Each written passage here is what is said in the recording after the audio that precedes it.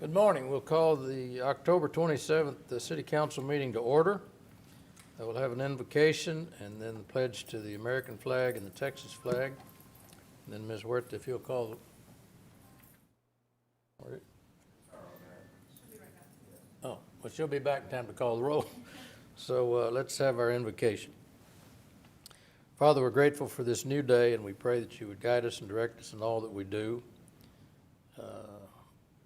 Father, we want to say thank you for Rudy Garza and the service that he's given our community through serving on the city council and other areas in our community. We're thankful for his service and his impact on our community and his family, for giving him up for all the time that he spent doing that. We pray, Father, for our nation, and we pray for our servicemen and women that are serving our nation. Keep them safe and out of harm's way. And we thank you for our medical providers that are continuing to watch over us through this COVID pandemic. These things we ask in your name. Amen. Join me in the pledge of the American flag.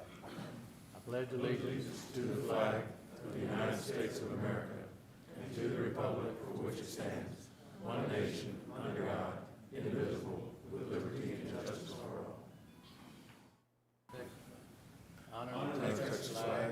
I pledge allegiance to thee, Texas, one state, under God, one and indivisible.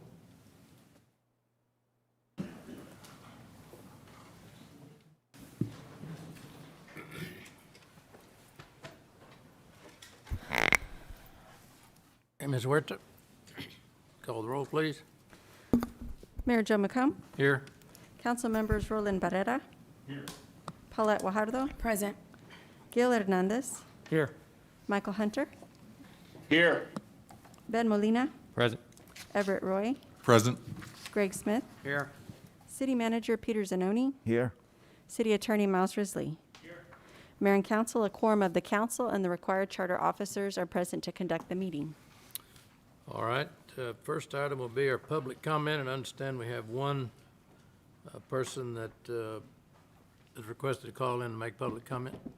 All right, let's That's correct. let's address that, and then we'll go to the rest of our agenda. Okay.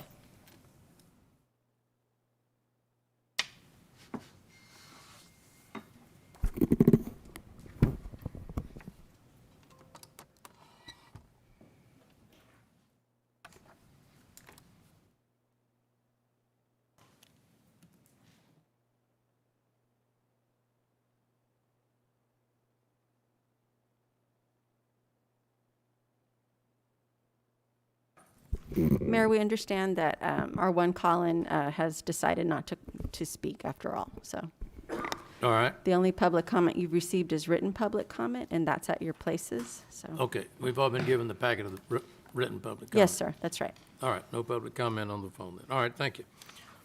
Well, then at this time we'll go to item F, and that I guess stands for Forever Grateful.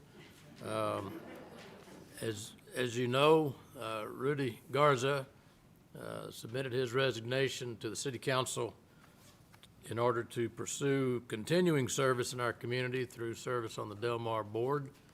And so we want to just take a minute to say thank you to him. We've got a few things we want to say, but I'm going to come down here to the well, and let's see if I can find all those nice things I've written down to say about it.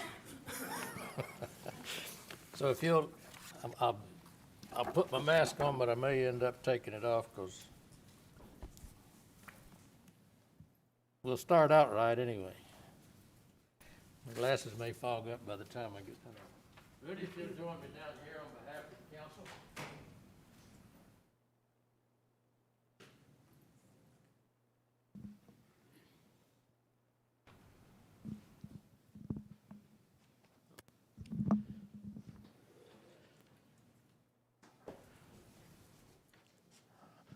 Well, we're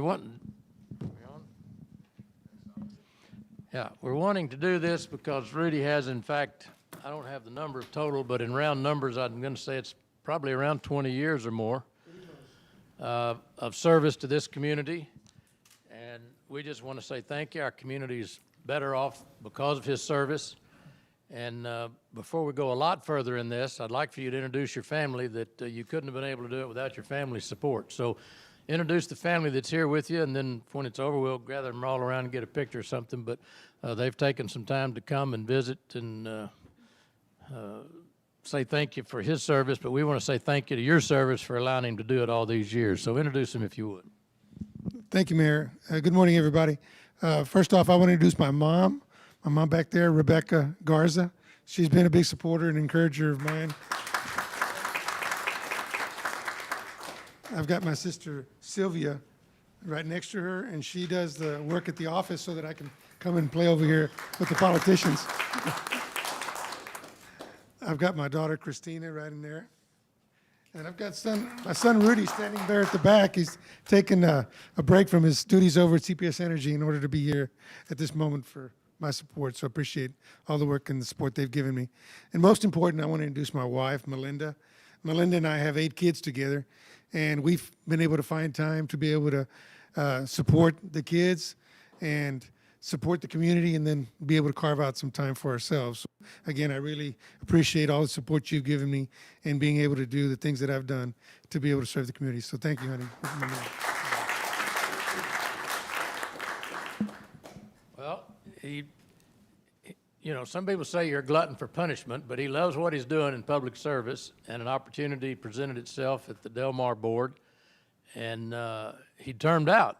So, I mean, he couldn't run, so he knew he was coming to an end of his public service as far as elected official at this point, and that opportunity came up, and I think Del Mar made a wise choice, and so he's over there now for 4 more years or 3 more years. So, and they've got an exciting future over at Del Mar going on, so you got in right at the right time. So we want to wish you the best of luck over there. We have a few gifts here for you, and as Ms. Huerta said, she'll be the Vanna White of the meeting today. So we got a gift for you here as just as appreciation on behalf of the council for your service to the community. I got a pocket knife. I don't know whether you need some help with that or not.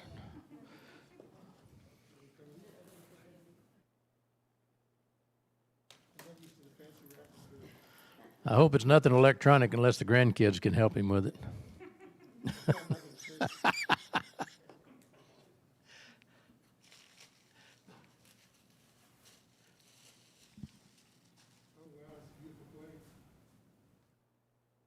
Yeah, that's great. Yeah, now that's not to eat on. Well, in case of emergency, maybe. I could put a piece of cake on there. Okay. This is from the city of Corpus Christi, from all of us to you. It's from Aloe Tile. They made that especially for you, custom. It shows your years of service, and it thanks you very much for your service. We really appreciate everything that you've done for us. So thank you so much. That's one gift. Gift number 1. You get some more parting gifts too, but that's the first one. Can you hold that one more time? Sure. Here, get in there. That is real nice. Rebecca, come on. Oh, sorry.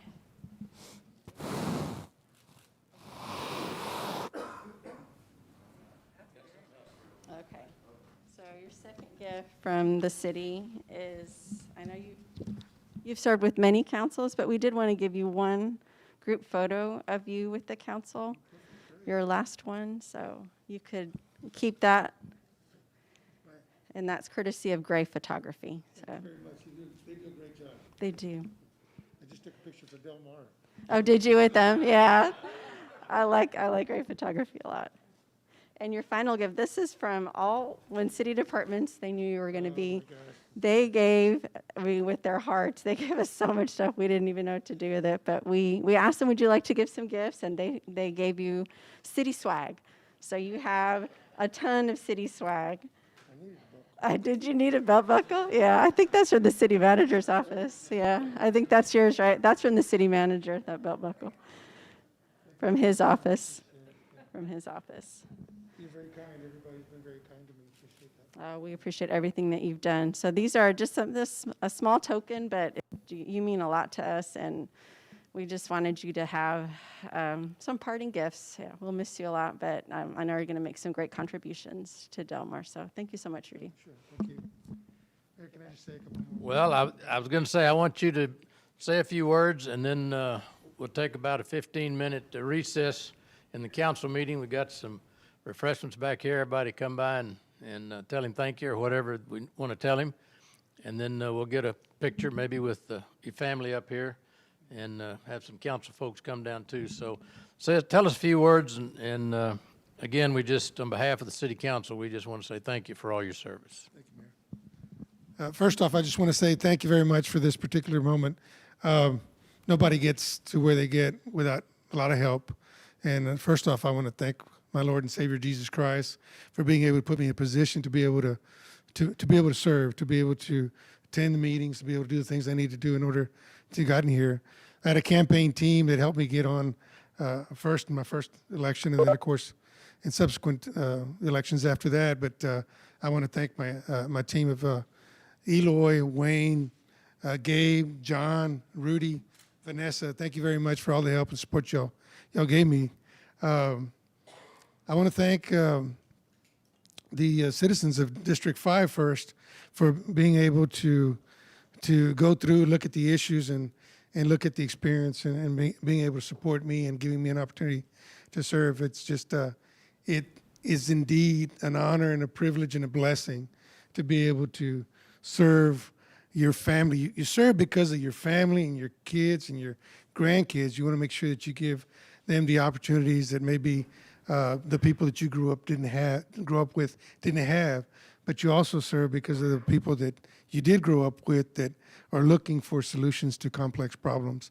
And so again, I've loved the time that I've served on the city council. I loved the time that I spent on the planning commission, and I loved the time that I spent on the building standards board. I know that I haven't shared this with too many people, and I'm going to tell you, at the very beginning when I first was asked if I would serve by then Councilman Javier Colmenero, he asked me, Rudy, what board or commission would you like to serve on? And I told him I'd like to serve on the Building Standards Board. And the reason I wanted to serve on the Building Standards Board, and the code enforcement cases went to the Building Standards Board. And my dad died of a heart attack mowing a yard that he had over there off of Greenwood as the cause of some pressure that he received from some city code enforcement officers. And so I thought, well, maybe if I start serving on one of the boards or commissions, maybe I can make a difference. Maybe we can adopt ordinances. Maybe we can enforce those ordinances with some sort of compassion or understanding or heart. And I think that I've tried to keep that in mind while I've served the past 20 years, because it's been 8 years on the council, but 8 years on the planning commission, and also a few years on the building standards board.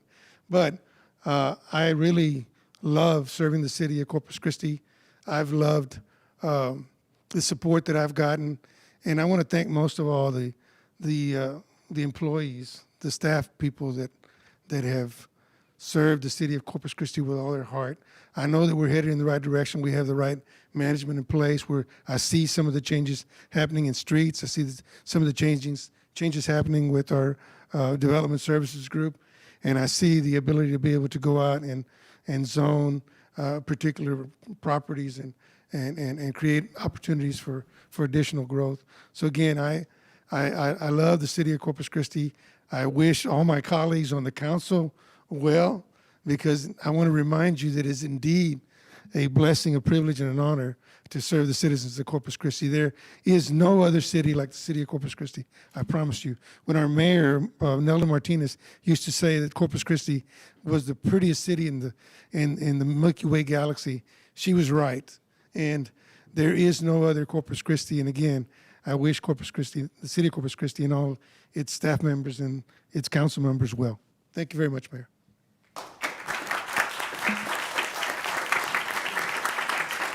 Thank you. All right. Well, we'll take about a 15-minute recess. We've got some refreshments back here, and this will give you a chance for the family to come up and get some pictures, and the council to come down and get shake hands or bump elbows or whatever we do in today's world. And so we'll go to a 15-minute recess.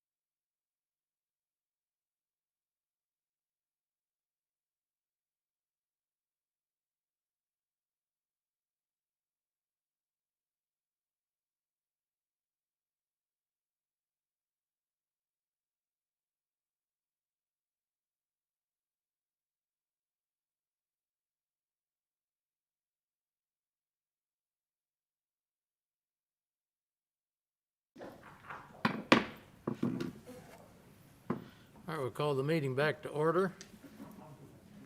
And we'll get down to agenda item city manager's comments and update. But before I do that, just again, this morning had the privilege of providing a proclamation for the National Veterans Small Business Week for November the 2nd through the 6th. So remember, we've got a lot of veterans, particularly in Corpus Christi in our part of the country. Many of them, after their service, went into business and for themselves and have a lot of small businesses. So if you know of a veterans business out there, well, please patronize it a little bit, especially during the holiday season. So it's National Veterans Small Business Week, November the 2nd through the 6th. Mr. Zanoni, City Manager's report. Yes, sir. Thank you, Mayor. And good morning, Mayor and members of the council. I have a couple of items, and then Annette will give us an update on our COVID-19 status. So we're pushing November, but just recently we closed out the fiscal year 2020, and that went from October 1 through September 30th. And I just wanted to report to the council today on how the team did on implementing all the budget initiatives that were in the budget that concluded. And then in our meeting in November, I'll provide you a financial closeout with how we ended up in the fiscal year financially. But today I just want to step back for a few minutes and recognize the work that the city team has done in the budget. We began the year pretty strong, but obviously with the COVID pandemic, that added another layer of challenges. But still with that, the city team did a great job in getting just about all the initiatives that were in the budget completed on time and within budget. And so for the fiscal year that ended on September 30th, there were 73 approved initiatives in the budget. They totaled over $30 million. And of those 73, just about 80% or 57 of those action items were completed, implemented, yes, sir, on time, or are substantially near complete being implemented. Only 12 items are still in progress, and those 12 remaining items will be done by the end of December. And so one thing I said about 15 months ago is it's one thing to have an action plan or things to do in the community. It's another to implement them and make sure they get done. And I just want to again thank the team, the city team, all the way from the executive level to the frontline staff that we have. They work together great. We're making some great progress. They are. And so some of the things that are still underway, as I mentioned, will be done by the end of the year.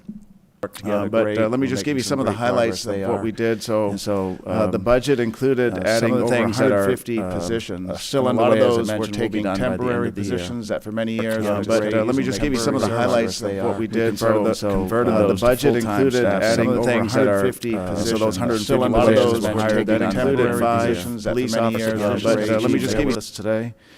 It included also 3 911 dispatchers, an important live release coordinator. I know many of the council members were looking forward to that, and animal control. One long sought after fire protection engineer. We finally filled that position, no longer using a contract person from Fort Worth, Texas, right? Somebody local.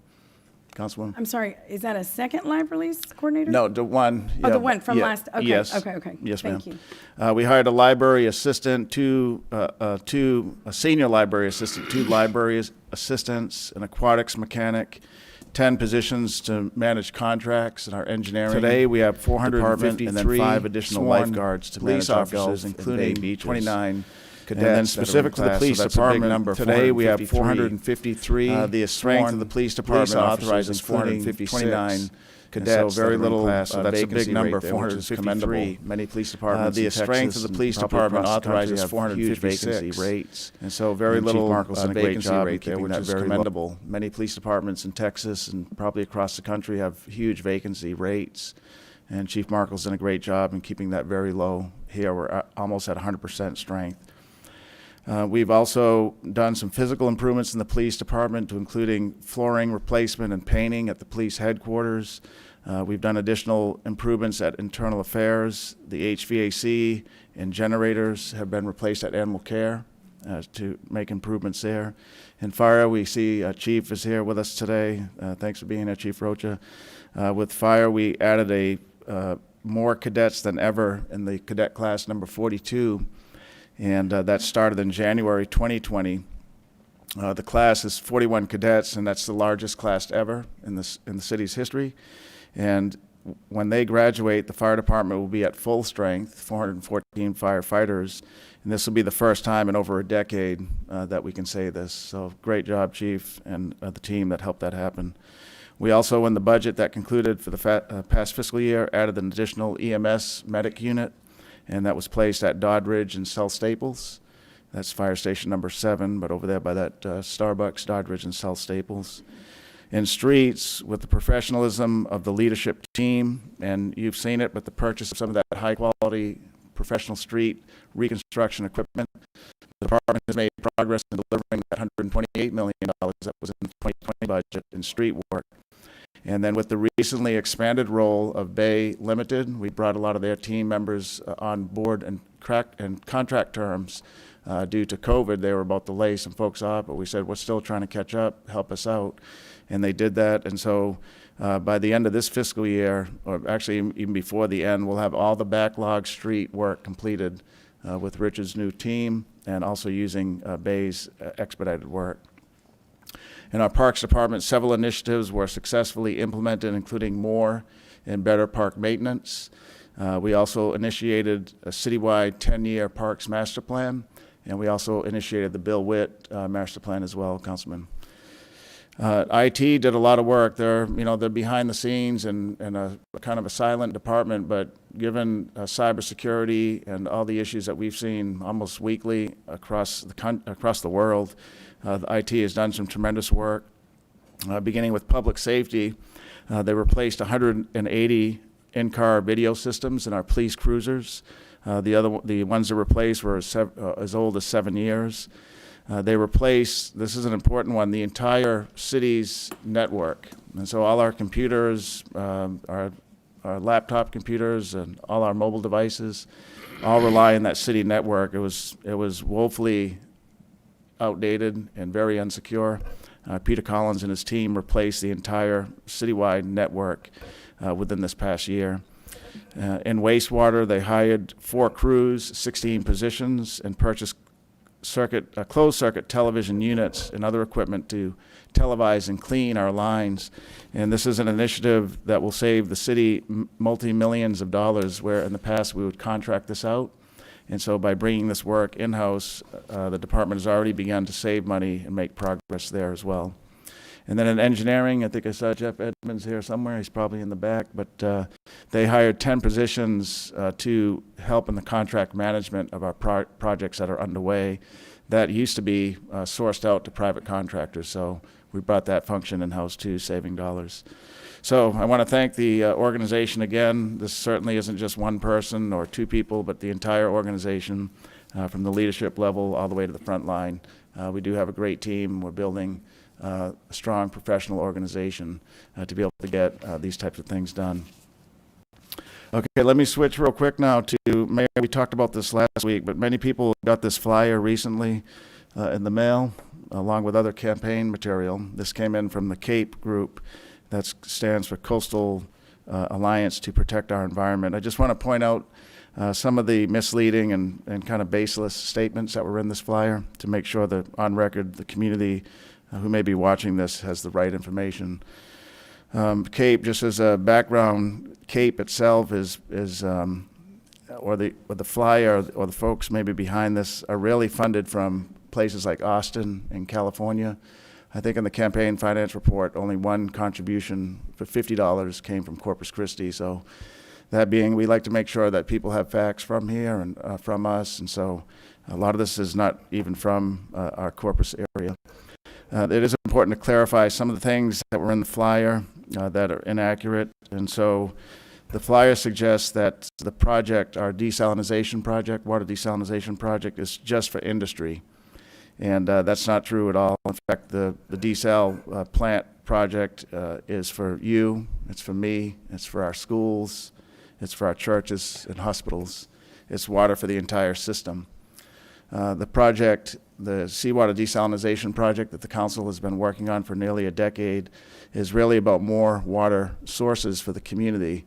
We've been chasing water for over 100 years, and it's time to look for more water. In approximately 2 years, we'll be at our maximum capacity of water. The amount of water we need and the amount of water we have will be at equilibrium, so we need more water.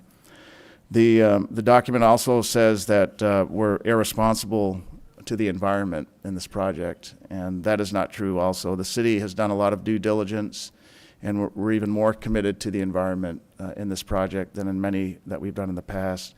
To protect our bays, we continue to invest in research, modeling, and analysis, this before any permit has even been issued to the city. The Cape literature suggests that the city council refused to let voters vote on the initiative.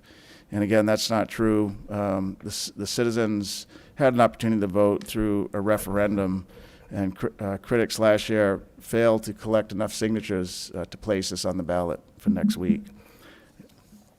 Another big claim in here that we definitely want to make sure is corrected is that the literature states that the plant will cost $1.2 billion, $1.2 billion, and that's just not true. Our estimates are anywhere from $175 million to about $220 million or so. The city has been approved for funds for up to $222 million from the low-interest SWIFT loan program from the state of Texas, but the $1.2 billion, we have no idea where that number came from. It's definitely not true. The literature also says we're not maintaining our wastewater or sewer system. And again, that's not true. In fact, we've invested so much in the system in recent years that we've reduced our overflow rate, sewer overflow rate from a 93%, or we've reduced it by 93%.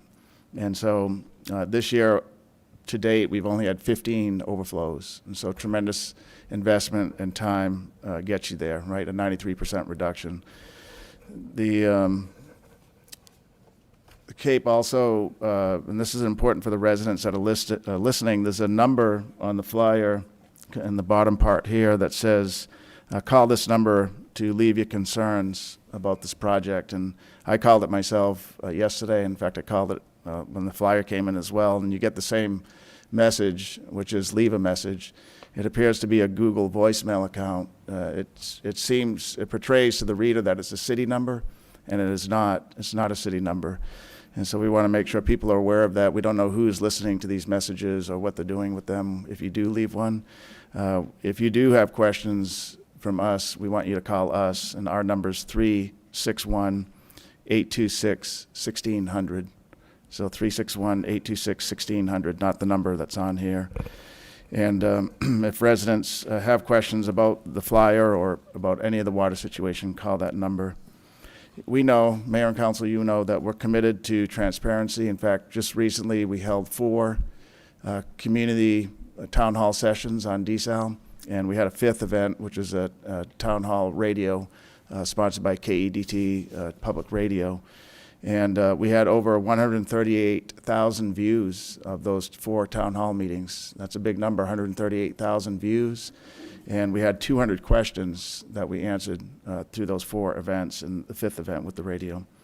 So all that information is on several websites, including the cities, the cctexas.com/cityfacts. That's CityFacts.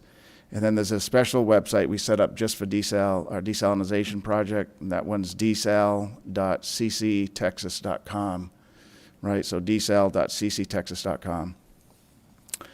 Okay, and then one more thing, and then Annette is going to talk to us about COVID. So this Sunday, there's an Alzheimer's walk. And in fact, everybody, I think the Alzheimer's Association left these on our seats today.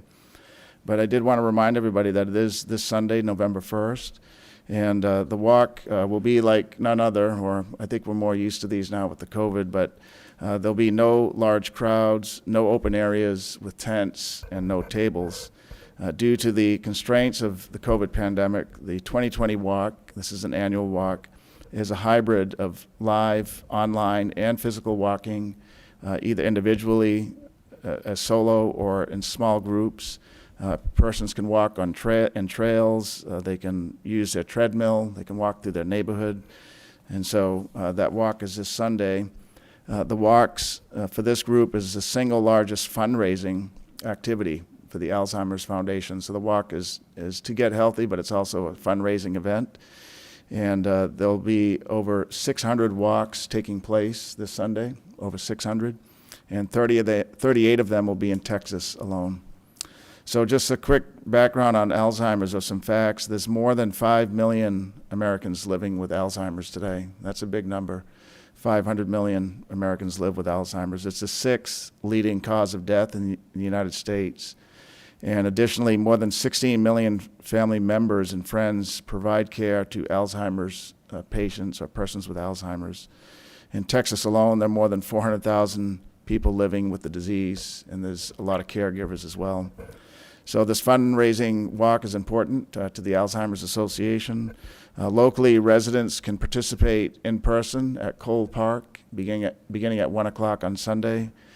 From 1 to 5, there'll be an opening there and a Promise Garden ceremony. That's at 1 on Sunday. I'm going to go down there. This year, Corpus Christi has set a goal to raise $85,000 for the Alzheimer's Association. If you go on the website, I did a little bit ago, it has a ticker on there. So far, the city of Corpus Christi, the residents have raised just under $25,000, so about 30% of the goal. But you can see there's still about $55,000 to collect, to pledge towards the cause. And many of our city staff have registered for the walk. I just want to point that out. And I want to encourage others to join the fight to end Alzheimer's by walking and donating this Sunday. To register and to receive the latest updates, there is a website. It's alz.org/walk. Okay, so alz.org/walk. And that's it. So it should be a little nicer on Sunday. Today it's a little cold out there, right? But we won't have any excuses on Sunday, I don't think, given the forecast. Good, okay, so thank you for those 3 updates. And that's going to give us a quick update on our COVID-19 situation, and then we'll turn it back to you, Mayor. Good afternoon, Mayor, Council. First slide, please. I am going to give a brief presentation, but there is some important information. So if you look at this first slide, I always like to show the United States how it compares to Texas and how it compares to us here at home, Nueces County. And so what we did was, since the United States numbers are so much higher than Texas and Nueces County, we scaled it so you could see it all on this graph. See, the United States is the dark blue line at 8 million cases, and then Texas is the red or the orange line at 688,000, and then Nueces County is the 21,206 cases. So you see the trends are all very similar. There was a hiccup for the state of Texas around October 20th. Not sure what was going on during that time. Maybe they were having some kind of debate parties, I'm not sure. But there was a hiccup there. Other than that, they look very similar. But you see the United States and Texas, you see them starting to creep up. And so we're really, really trying to impress upon our community how we need to keep these numbers plateauing or decreasing. Next slide. These are the 7-day COVID-19 daily averages for Nueces County. And what's really important here is looking at October 22nd, we're at 24 per day over 7-day average. The 23rd at 24.7, the 24th at 25, the 25th at 26.4, and the 26th at 27.4. So we see those numbers again starting to creep up. So today we're at 11 cases so far, so we're doing better. We're kind of bobbling up and down, and we want to just stay down and keep going down. So we must be very vigilant in our public health strategies. That really concludes the presentation, except I did want to give one brief update from CDC. They now have a definition for reinfection. And so they're seeing that the data suggests that people appear to become susceptible to reinfection 90 days after initial infection. So immunity may only last, if you get COVID-19, may only last for about 90 days. So the definition for CDC is if you see 2 PCR positive tests, greater than 90 days between those tests, and also you see evidence that they recovered the first time and now they're sick again from COVID-19. And the third is that there's no alternative plausible explanation. And so we will have our local health authority, Dr. Ram, and our alternate health authority, Dr. Onifrak, reviewing these cases. To date, we know that we have at least 3 that look like possible reinfections, but we're still investigating at this time. I think all of you remember that if we saw duplicates, we took them out. And so now we're having to look at those duplicates again to make sure that they don't meet the criteria. And that's all I have, and I stand by for any questions. Thank you. Thank you. Anyone have any questions? We appreciate all the work, and hopefully we'll keep moving down. We will hopefully continue to go down and beat COVID-19 together. Thank All right. you. Thank you.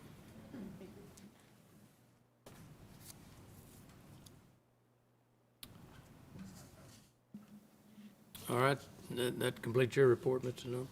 Yes, it does- yes, it does, Mayor. Next item on the agenda is approval of the minutes from October the 20th. Anyone have any comments, corrections, anything on the minutes of October 20? Entertain a motion for approval. So move. There's a motion. Second. Got a second? Any further discussion? All in favor say aye. Aye. All opposed? All right, we go to our consent agenda. It's items 2 through 11. And ask anyone if they've got any items on items 2 through 11. Number 2 is accepting grant from the Department of Justice. Number 3 is accepting a grant for the airport, $8 million. These are the second time we've seen those. Yeah, Mayor, can I please pull number 6 and number 7? 6 and 7. All right, 6 and 7. All right, I don't know that I need to pull it, but I'd like to get Tammy Embry, if she would, or Peter or somebody to address item number 10. This is a good item, and I think we need just to have more than just an approval of it. So, you and all right. Want us to speak to that now, Mayor? You want to, yeah, Tammy Embry will speak to it. Yeah. Yeah, just do a quick comment on it. Item 10 is a Just highlight resolution it for a us. grant application for $901,000, and this is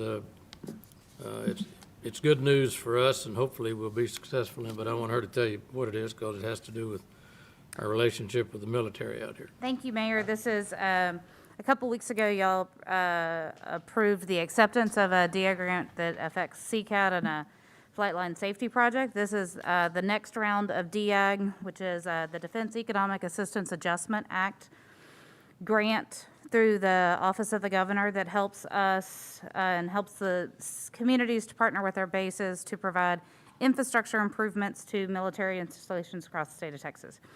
The military task force has been discussing with the Navy, and we've had conversations on our trips to the Pentagon in the last couple of years about the extreme needs that the base has had to replace their natural gas distribution system.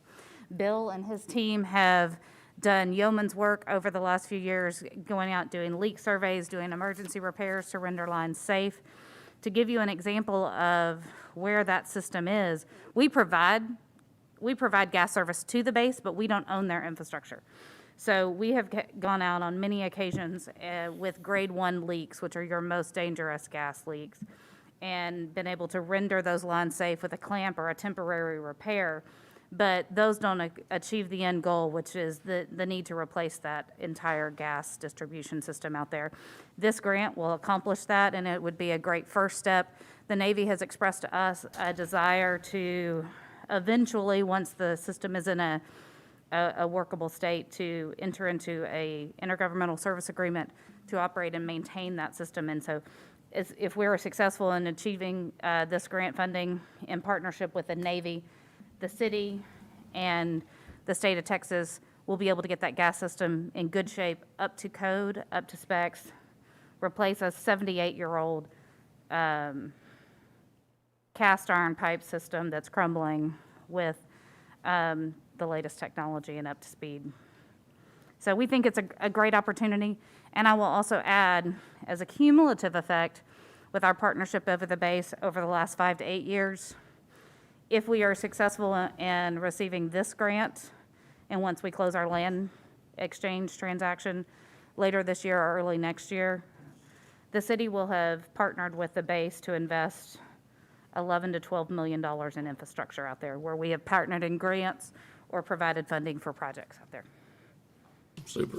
Yeah, we appreciate our military, and we want to do everything we can to make sure that the higher-ups understand that they're very well appreciated and, and liked here in Corpus Christi, so this Well, helps. and to that point, the Assistant Secretary of the Navy, in a conversation recently with our federal consultant, Larry Myers, they were discussing some issues with the land swap, and that Larry shared with Assistant Secretary Balaki that we were working on a grant application for the gas system, and his response was, "That's a big deal. Please let the city know that I'm happy to hear that."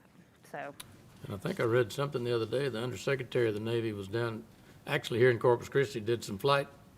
I don't know whether he flew himself or they flew him around, but he got to experience flight training here in Corpus Christi. Yes, yeah, sir. they know we're here, and we appreciate that. Mr. Hernandez, did you want to say anything? Sorry. No? Okay. Okay. Well, all right, thanks. That's what, I just didn't want this to be just a normal agenda. All right, then on the consent agenda, then that's items 2 through 11, did I say? 2 through 11, but we've pulled 6 and 7. So I'll entertain a motion on approval of items 2, 3, 4, 5, 8, 9, 10, and 11. Move to Oh, approve. 11 was already pulled, right? Staff pulled number 11. Let's see, that one, no, that one, we're not pulling that one.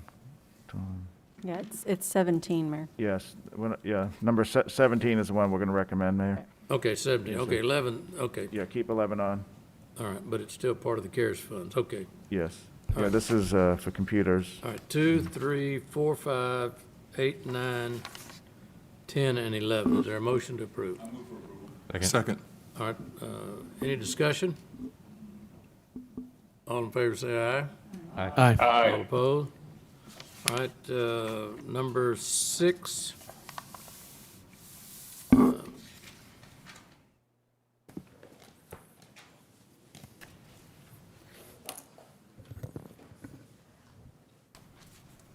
Okay, Mr. Hernandez had the question on that. Okay, and Richard, I want to thank you for taking the time to set aside with each of us to kind of discuss your plan. During that conversation, I said that as it stood, the plan, I could not support it because it shortchanges District 5 in terms of the percentage. Now, we're all kind of taxed equally, yeah, and so I don't think it's appropriate that you should shortchange a certain district, because there's plenty of streets that aren't on this list for 2021 and 22 that need to be addressed. So I want to kind of get your thoughts on why you decided to move forward, even though there wasn't equitable distribution through all the districts. Sure. Councilman, if you will, if I could go through the presentation, and then I'll address your comments. if I could, Absolutely. sir. Go ahead. Thank you, sir. Mayor, Council, City Manager, Richard Martinez, Director of Public Works here, City of Corpus Christi. And today, I'm excited to present to you the 2021 and 2022 Infrastructure Management Plan of a 5-year plan, a rolling plan that we're moving forward with. Next slide, please. So what is an IMP? So what are we doing here?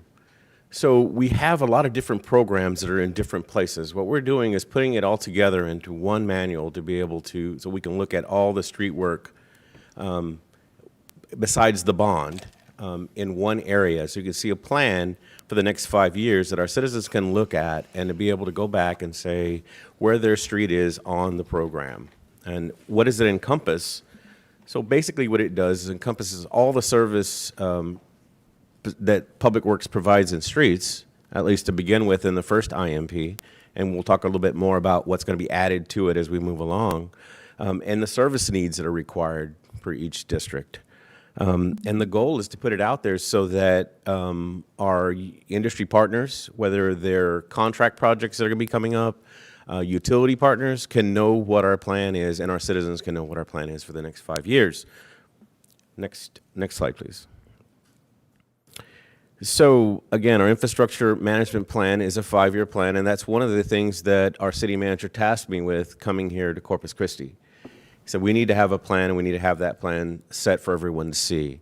Again, we had to do the first 2 years first because our payment management system is not robust enough to be able to do this electronically, so we had to do it manually. And so the first 2 years that we put together, we had to go out to every single street and evaluate them and then prioritize them and put them in a list, work with you all as council, work with our citizens. We took a lot of public input. So when I went out to the public when I first got here, we asked them, tell us about what your needs are. Tell us what your concerns are. We had maps, and they put these things on the board and gave us their information. What I'm proud to say today is a lot of those streets that came up during that public input are either in our first 2 years or in the 3 years that we're working on now in the planning area. So public input's important. It's very, very important because we look and we prioritize those streets together to see what our needs are. So now that today we're presenting the first 2 years for your consideration, in December we're going to be bringing the next 3. Okay, so I want to talk to you about the first 2 years. They're pretty well set in stone. We want those set so that our partners can know what's out there, what's coming, utilities can know what's coming, and we don't have a street that gets put on the ground and someone cuts it. And you've all have seen that happen. Now, when there's utility issues, it's an emergency, we understand that, but not because of planning issues. And so those first 2 years are pretty well set in stone. There are some changes that happen depending on some things, maybe development, other things that come up in that criteria. But the next 3 years that we're working on now is the planning section, and those plannings can move. And it's a rolling plan so that when we come up to you again in budget coming up this next year, we're going to add on 2026 and pop off 2021 because that should be completed.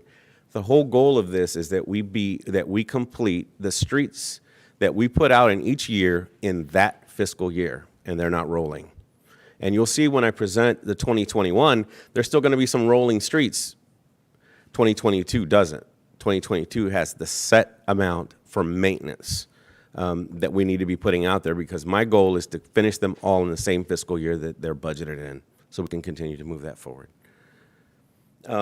There will be some amendments that can be made throughout the year because once you approve this plan, this is the plan that we want to move forward with the street maintenance, and so that there's not a lot of changes that go on with that.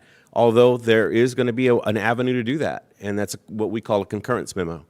And that concurrence memo, I'll work with the council on that, and then they will be coming in front of council for changes.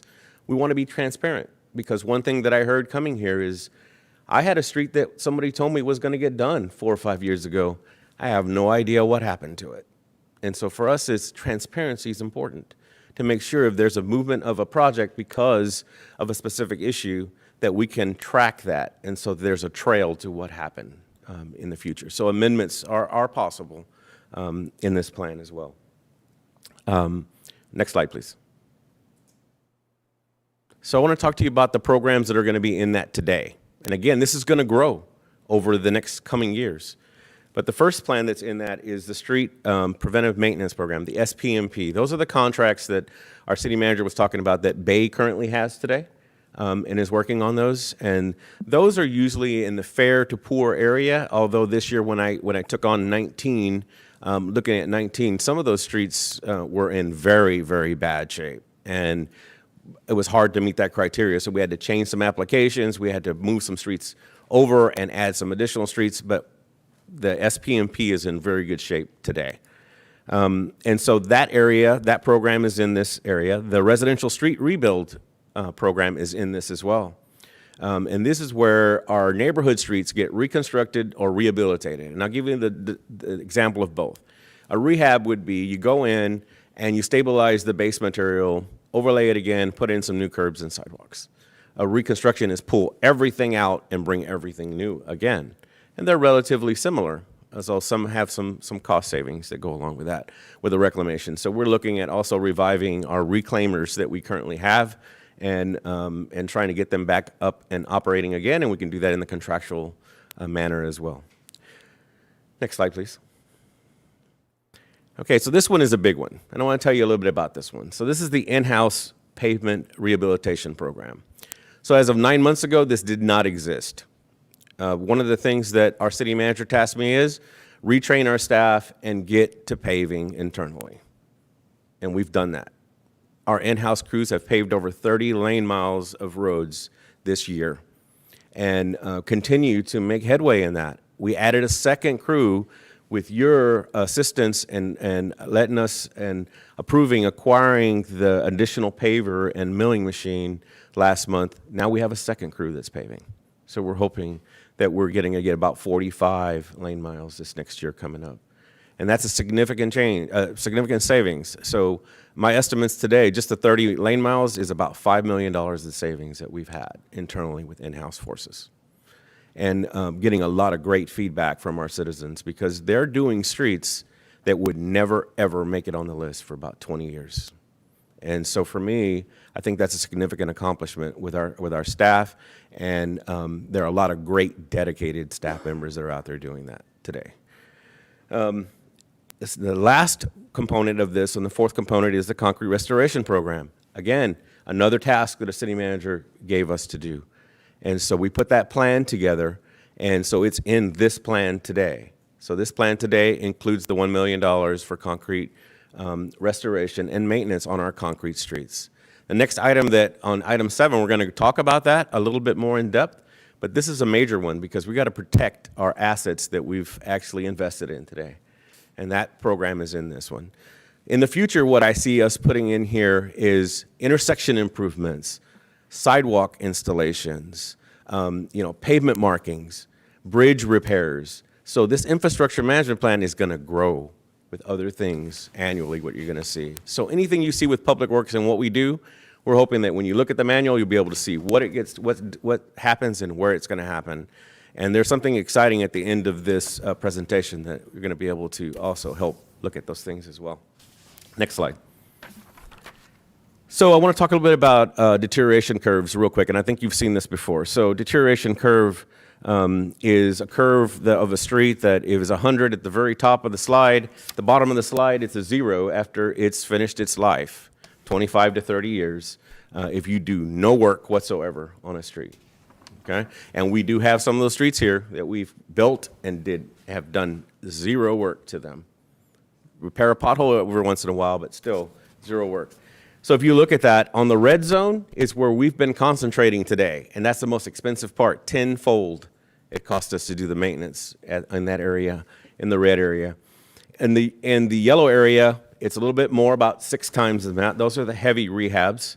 And in the green area is the overlays. That's the optimum area you want to be on that curve before it gets to the bottom of that.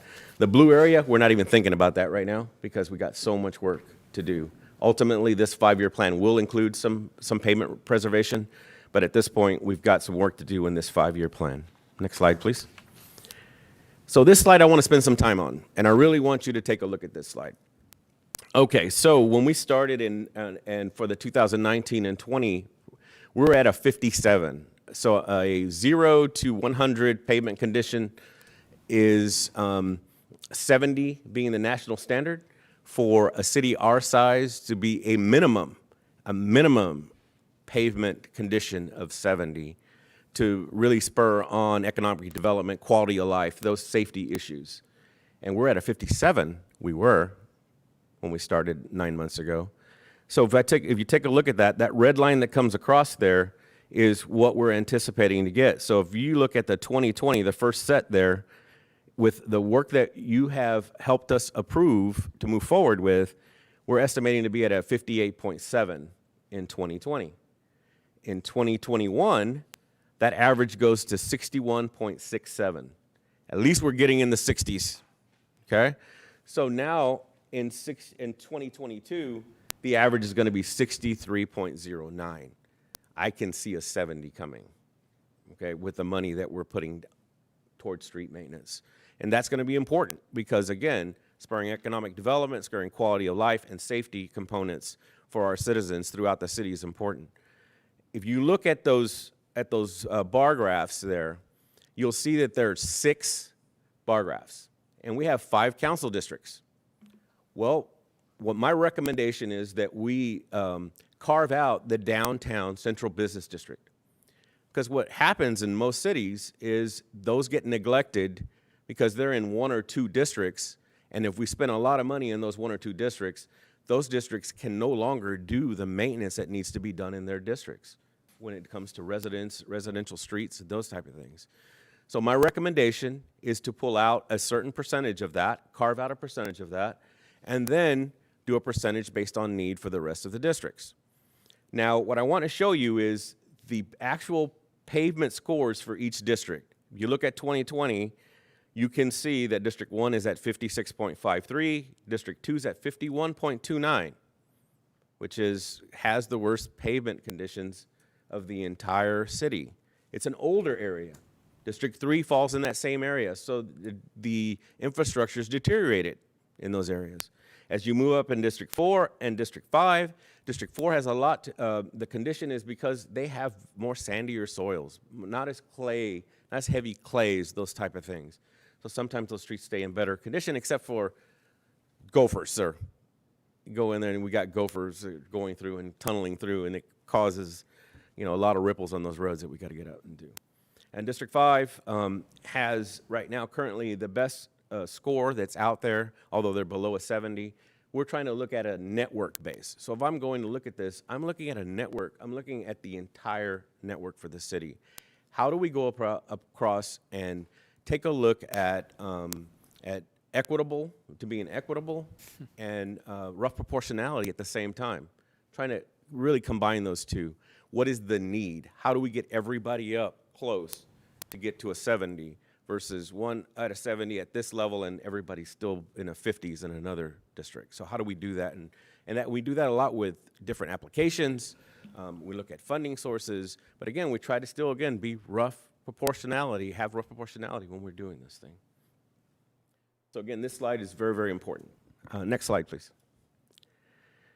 So here's the funding for this fiscal year. If you take a look at it, this is where we're carving out some of the dollars that you see in this maintenance plan. Again, this is the maintenance plan.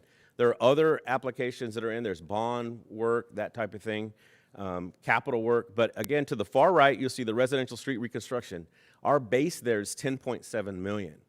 If you look in a minute at how much money is there, you'll see that there's rolling dollars that are coming from other years in the residential street reconstruction to be able to come up with 2021, and you'll see that there's more than $10.7 million there in that area, but we're trying to catch up with that area. And then the street maintenance, one to the left, you'll see that maintenance has operating and has a street maintenance fee. That street maintenance fee is at 11.7.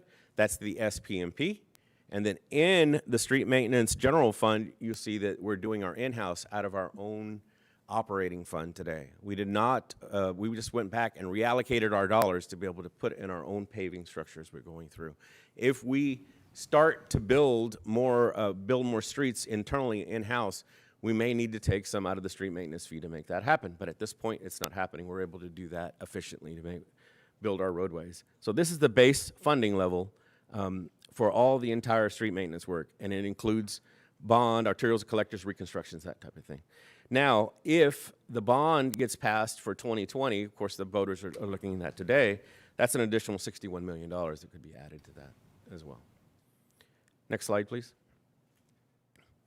So here is the way we looked at it when we came about in planning. The circle that you see to the left is what we said is the need. So that is the need, again, in the green, carved out downtown with 5%. And then by each district, this is the need based on the condition scores. To the right is actually how it worked out when we actually went and did the planning. And so you'll see that some have a 1% up or down, and that's based on this. When you're putting a project together and you build a project, if I change a project out or reduce a project size, you'll see that that percentage will change. What I don't want to happen is what you've seen before. You may see a roadway that was supposed to go to an intersection and it stopped a block short. Have you seen that before? And you said, why did that happen? I can tell you why that happened. It's because someone looked and said, I don't have enough money to go all the way there, so I'm going to cut it right here. because there were some strong stop points that they had to have with percentages. For me is, that's why you see the percentages fluctuate a bit. Otherwise, we could cut a project back, but it wouldn't make sense when you look at that. So let's go to the next slide. So this is the way the percentages worked out. So it's, again, 37.5 million. There's an additional 10 million there in residential street reconstruction projects that are behind. And you'll see that the SPMP is 30% of that. The RSRP is 54% of that. In-house is 13% of that. And concrete is 3% of that. Next slide. Here's the 22 planning. So you see this need is the same on the left-hand side because that number hasn't changed. To the right is how we came out, again, fairly close to the need that's there. Next slide. And you'll see here is where we reach an equilibrium, where we're actually planning for the funding that we do have in the maintenance side. This is the maintenance side. So $27.3 million, and you'll see that the SPMP is 41% of that, the RSRP is 38%, in-house is now 17%, and concrete is 4%. So that's the way the dollars are equated out. I do want to, though, mention a couple things. Although there are some districts that have a higher number or a lower number in their condition scores and or in the funding, they're relatively close. Lane miles are important as well. And so when you look at lane miles, they're relatively close. And some of the districts that have less funding have the middle way in lane miles and vice versa. So we have to balance a lot of different things. Lane miles, funding, to see how do we make it equitable across the city, and then also keeping rough proportionality when we work on that. Next slide. So in conclusion, again, this is the first 2 years that we're presenting to you, 21 and 22. We're going to be looking for approval for the next 3 years in December. We're going to be coming back to this body for approval. And then we're going to be actively pursuing coming back and putting in a robust pavement management system. Today, we don't have that. We have micropaver that was developed in the late 50s and 60s, and our micropaver is behind 7 or 8 iterations and can no longer be revived. And so we've got to go back in and put a new pavement management system and rate our roadways again. And so we're actively looking at putting an RFP out to be able to do that and seek consulting assistance to be able to do that. And the last thing I want to show you today, the next slide, please. Okay, so when we talked to you, we said we're going to put together a interactive website so that you can see the streets, or our citizens can see the streets and see what the planning is. Well, I want to say that Peter Collins in the IT department, him and his group did an outstanding job to help us get this up and rolling today. So as of today, depending on, if it's a positive vote today, this website will go live for our citizens to be able, so that they can utilize this and take a look at first the 21, 22, and then we're going to add the 3 years, we're going to add previous years, and then ultimately, as they're building it, they're going to be able to pick their segment of roadway where they live on, and it's going to tell them where they are in the plan over 10 and 20 years, 5, 10, and 20. And that's what we want to do. We want to be transparent to our citizens to let them know. Because I hear today, when's my street going to get done? It's been 35 years since I've seen anything done. And I understand that.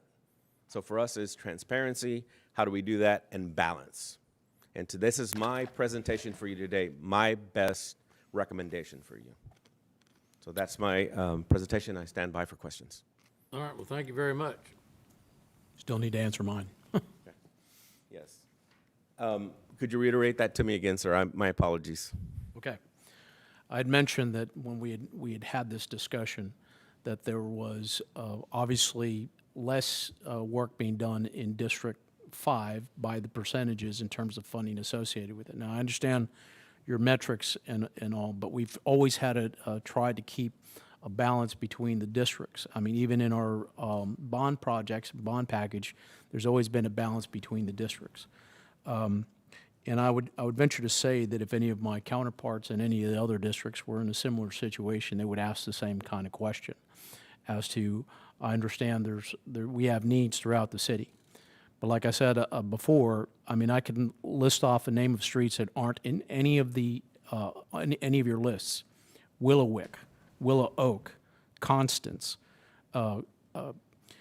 Twin Creeks, Quail Hollow, and I can go on in terms of the number of streets that aren't on this year for 2-year list that are in very poor condition. So to not be able to get the additional funding that is going elsewhere, you know, as I mentioned, we pay the same taxes, and it's hard to get back to the district and say we're working on streets, but we're not getting our full money's worth because it's going elsewhere. And it's just from an equitable standpoint. I understand the downtown aspect. I think having a vibrant downtown and having that being the case, I'm okay with that. I mean, I think, you know, the benefit it goes to District 1, but that's okay. I think that's an important thing. But I think the remainder should be equitable, but it's not. It's even further down. So if you can please answer that. Could we go back to that slide that showed all the different bar graphs, please?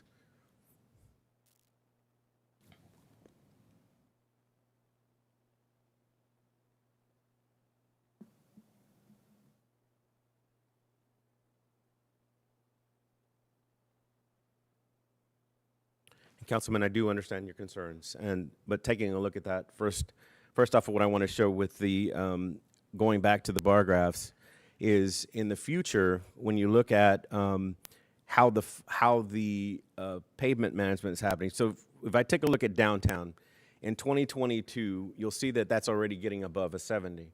So again, it's a plan that's dynamic and it moves. It's a rolling plan. We can pull back some of that 5% and start putting it back into districts. But you're actually increasing it in 2022 to 6%. So what I'm saying is going back into 23, 24, 25, going and dropping it back into districts. So we can always make adjustments when we're looking at that. Again, when my recommendation to put this together, it was how do we bring some of the districts that have poor conditions up. If we had them at the same level of funding, they would never get to that point. And we would have districts that would be higher than lower. And we're still going to do that, but I'm trying to balance that to a point so that we can actually build some of that older district up and have a better condition in those areas and balance that as we're moving along. Just because these first 3 years are set this way, our matrix will change based on the conditions as we're building that and moving that forward. We can also help as we're doing bond projects to go back in again for rough proportionality, to bring some of that in to help some of those other districts. But again, I got to use them both. I have to use the IMP and use the bond. And again, I understand your concerns, but this is my best recommendation to try as a network. Yeah, can I add to that, Councilman? So we're using two terms, equal and equitable, and they're not the same definition. Equal, if we did it equally, we would divide by 5 or 6 with the downtown district. Equity takes into consideration disparities in the past, meaning we maybe didn't invest as much in the inner city districts, districts 2 and 3. I don't think we invested in any district. Okay, you're probably right.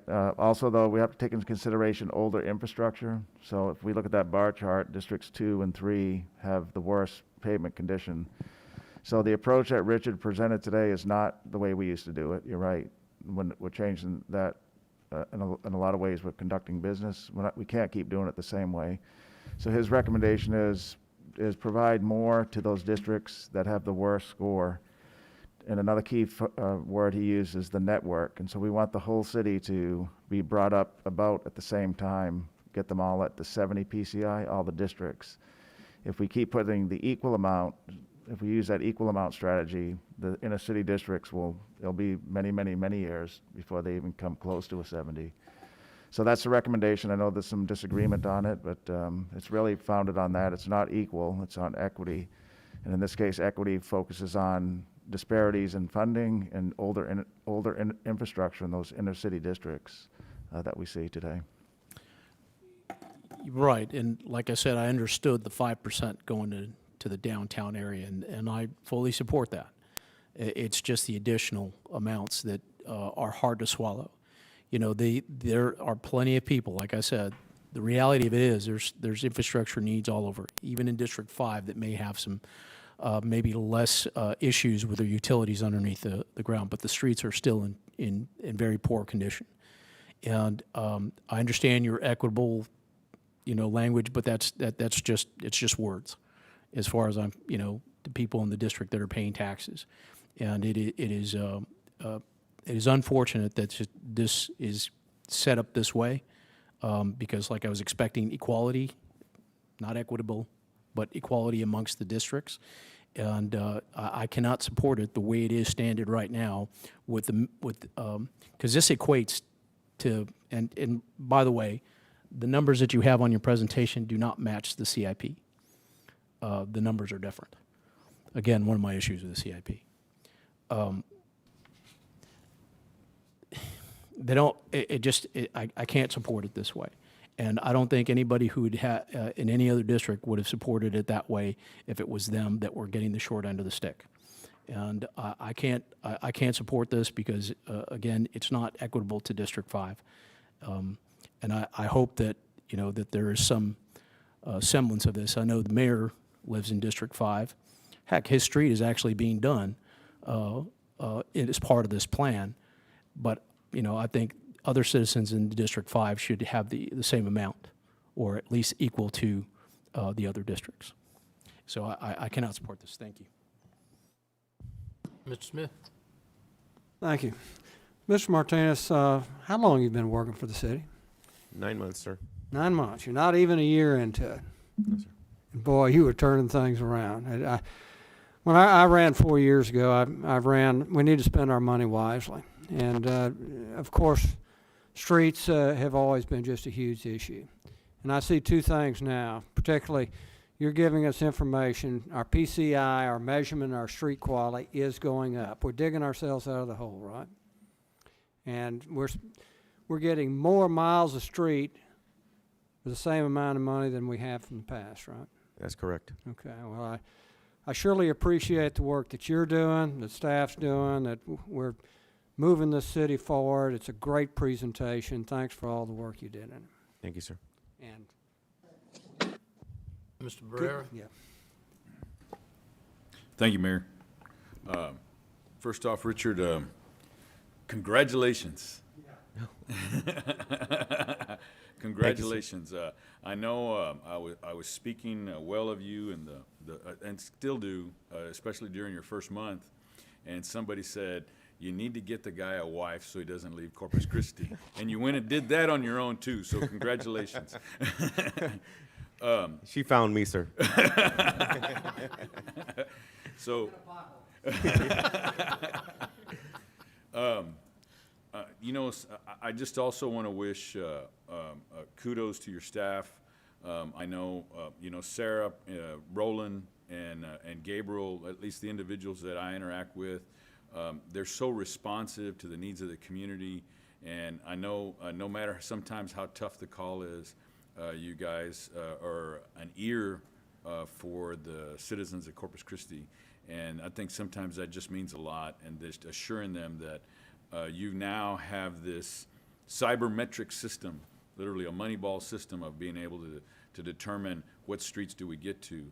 I know, I understand where my colleague is coming from, but I've heard it for years. The west side gets neglected, and now there's confidence being built up that segment of the community, the inner city communities in 3 and 2 are now getting that based on some system of metrics, so that way we can determine where the best value is.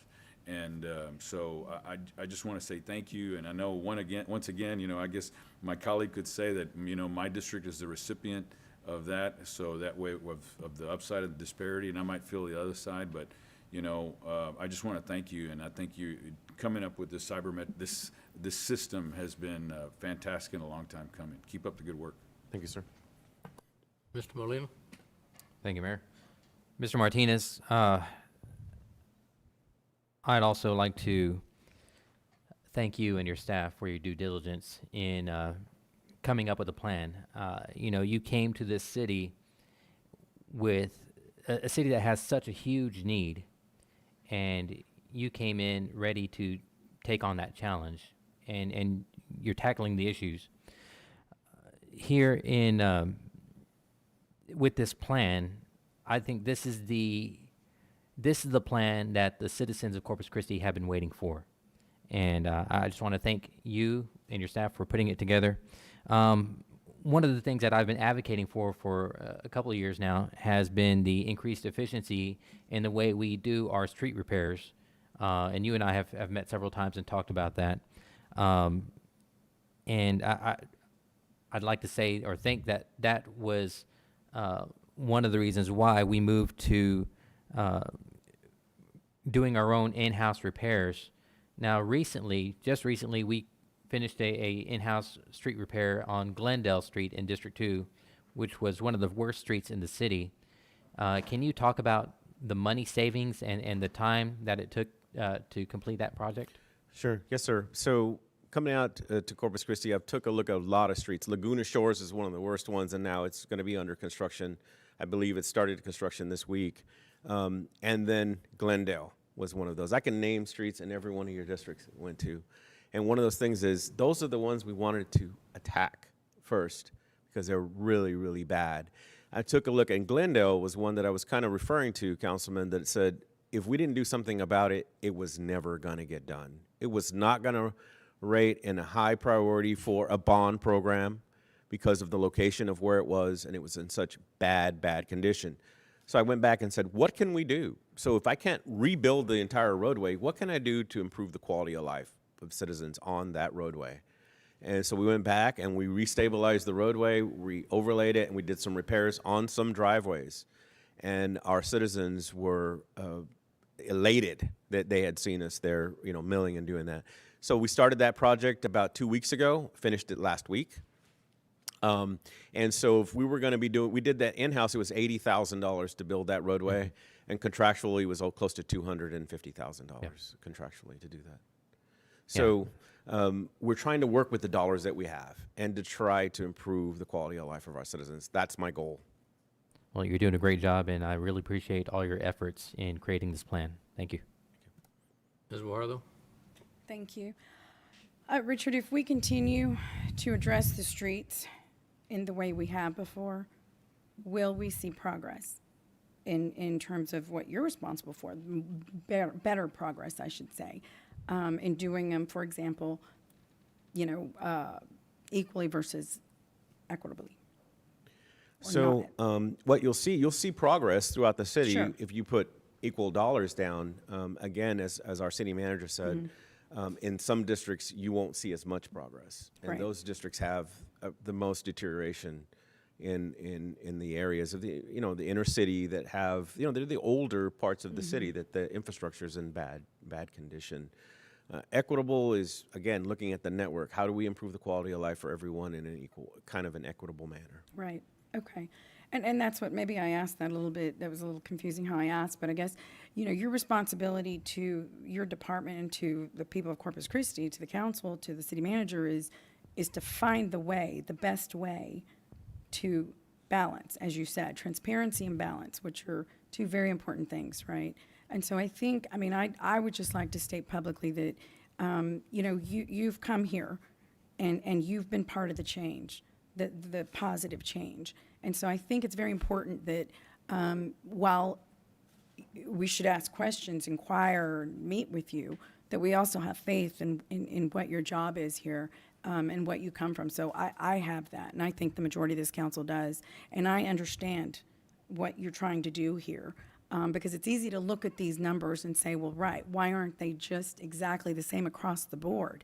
But when you put those graphs up, you can see that there will be districts, meaning people, districts mean people, that would not get the same quality or even the advancement of trying to reach the 70 goal that we're trying to do. So I appreciate your explanation. It was very well done, and your work here. Thank you. Thank you, ma'am. Mr. Roy? You know, I think about, we had a town hall meeting out at the library out in the Northwest. I don't know if that was the first time you addressed the town hall and talked about streets. It might have been I think it was the second time, sir. Okay. Yes, sir. And I remember, it's a pretty tough crowd. It was. You know, I think when you take a look at, in terms of the things that people look for, I think it's streets and safety. I think they're right there, equal things in terms of what people look for in judging what is a great city. And I was just sitting there going, okay, I hope he doesn't promise the world and not deliver, or you know what I mean? Yes, sir. And I was kind of watching you in this, and then I ran into somebody the other day who, I think you're working on Hearn right now, correct? Yes, sir. And actually a little bit of Leopard.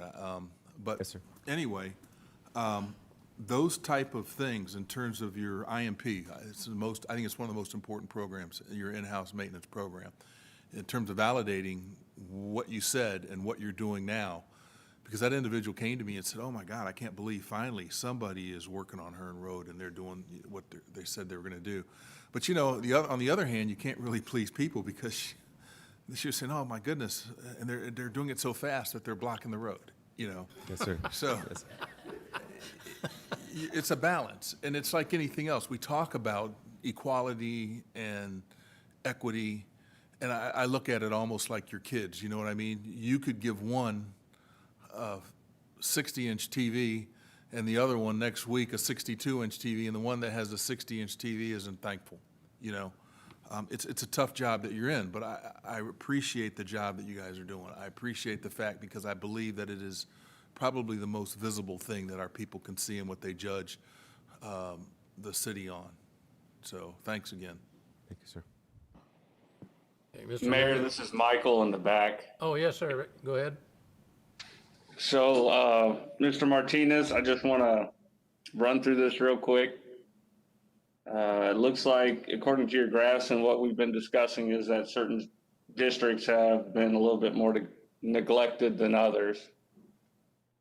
And we're proportionately trying to get it up at the same time. That's kind of what I'm getting back here. So when we come into the future in December, when we have our new report going, will we see similar numbers divided by district, or will they change?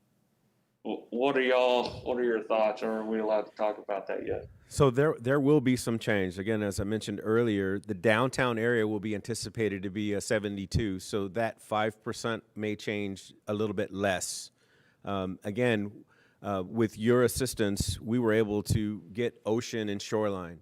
This program has allowed waters to go in, Karankawa, Cooper's Alley, the T-heads, those important areas to be able to do. But once we get those in, now we can drop back and start looking at smaller areas and put money back into those districts. Again, we're going to be looking at this annually. This is not a program that you set and just walk away from. We have to continually address and evaluate it on an annual basis to make sure that we're being, again, as the city manager said, equitable, equal, and rough proportional. Yes, and something we did in the recent past, which is fairly similar, which is if we did do a certain number of, if we would proportion a certain number here and they were less, then maybe just one of the other districts in the following year, they would get more. And I think that's where there's some concern. I look forward to the December report, and I just want to tell you, thank you for everything that you're doing. And my favorite complaint in the city today is that there are too many streets being reconstructed or repaired. Yes, sir. That's my favorite complaint. Yes, sir. No one likes to see the sausage being made, but it tastes good when it's done. Yeah, it does. It looks good too. I just want to say that I totally respect everyone's opinion here. I really do, and I take all of these comments into account when we're looking at these things.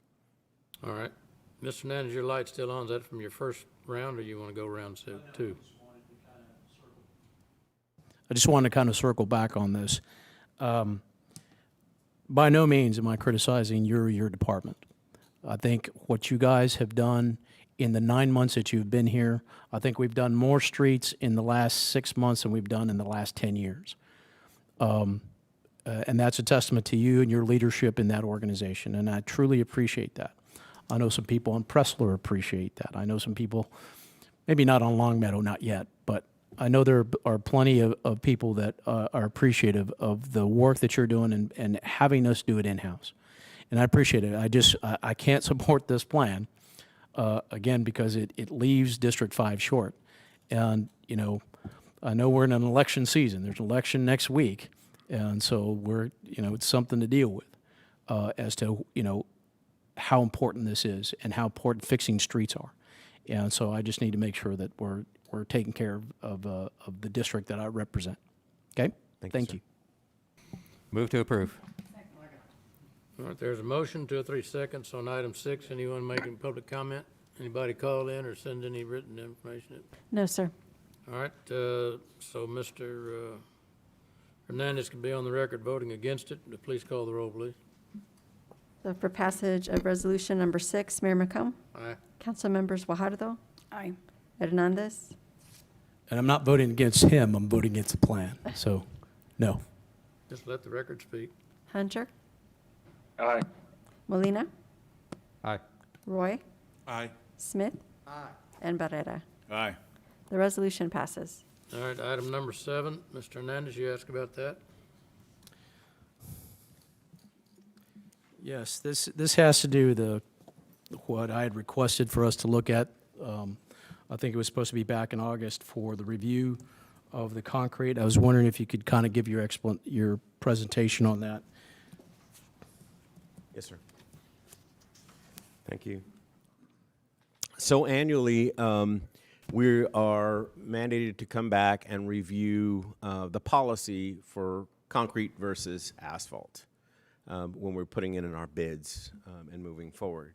Again, there's been a lot of discussion on this over the last year, and I can certainly understand that. And we have a major initiative, budget initiative, based on maintaining concrete streets as we're moving on. But to start with, I want to give you a little bit of background, and I know I don't have to explain it to you, but for the general public, is what our policy is. If the construction cost for concrete pavement is within $125,000 per lane mile, which should represent future anticipated maintenance cost of asphalt pavement alternative, the concrete pavement alternative will be used by the City Council when deciding to award a contract for arterial and collector roadways. This policy will be updated annually. That's the actual policy today. So taking a look at that, we said we need to go back and analyze the previous study and go back and take a look at real time and real cost, what it cost us to maintain an asphalt street, what it cost us to maintain a concrete street. So taking a look at that, being in the industry for 30 years, I've looked for individuals and partners in the consulting world that have done the same, asphalt and pavement experts. So took a look at that. We incorporated roadway asset services, and they're called RAS. Okay, the individual, and Scott Gordon is actually on the call today, the chief engineer with them. So he's here if you have any specific questions for him as well. He's been doing it for more than 30 years. He and I see pavement management almost the same. His company, and he has been involved in evaluating pavements in 4 of the 5 major cities in Texas. He's done San Antonio, Austin, Houston, Fort Worth. The only one they didn't do was Dallas when they evaluated all the pavements for them. So taking a look at that, I said, we need to go back through and take a look at what was done before and see where does it match up.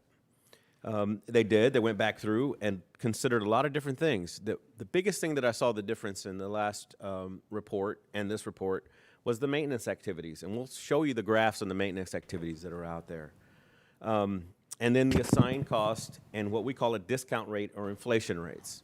So they took a look at all of the maintenance cost and said, what is right now the real time value of money? What does it cost us to do both, and what will it cost us to do those in 40 years? So once they did a 40-year analysis, they did that for both concrete and asphalt, because you've got to compare under the same timelines. Concrete lasts around 40 years, asphalt's in the 30-year range, but what is it going to cost for both streets, and what is it going to cost us during that whole time frame? They came up with 4 key findings. Okay, the first finding they looked at is said, we really need to take a look at the soils here. So one of the things is, how plastic are the soils in Corpus Christi? That wasn't addressed in the previous study. And so when they looked at it, they said, ultimately, and I'm going to tell you a little bit about what they came up with, and I'm going to show you why they came up with it. They looked at it and said, anything with a subgrade with a plasticity index over a 30, so if you go from 0 to 60, 30 is in the mid-range. If you go anything over a 30, it should be an asphalt street, because what happens is the soils get too plastic and they will pop. And I'll give you an example of that. You can drive right now Port Avenue and take a look at the joints on Port Avenue, and you can see them all popping today. And we're doing a geotechnical study on that roadway, which is not very old, to see why is it popping. And it's going to come down, and you're going to see that the PI soils are very, very high in that area, and that's the reason why that's happening. So the pavement structure should have been probably a different aspect. That's the first one. The second one is they said, once they looked at the maintenance cost, they said if it was within $128,000 per lane mile, then asphalt should be used versus, concrete should be used versus asphalt. That's relatively close to the previous study. The previous study was 96 to 156, and so then Jeff and his team said, we need to find a way to take a look at this, and they used 125. And guess what? They were pretty spot on. I've got to say that for our engineering team, to come up with $125,000 as an aspect, and the consultant, when it looked through, 128. So very relatively close. And then they took a look at the type of streets, so arterials, collectors, and residentials. And so they came back and said, any residential street, the additional investment that it would take to put into a residential street, it doesn't make sense because of the traffic load and utilities that are under a roadway. And so their recommendation is to eliminate residential streets from being evaluated for concrete today.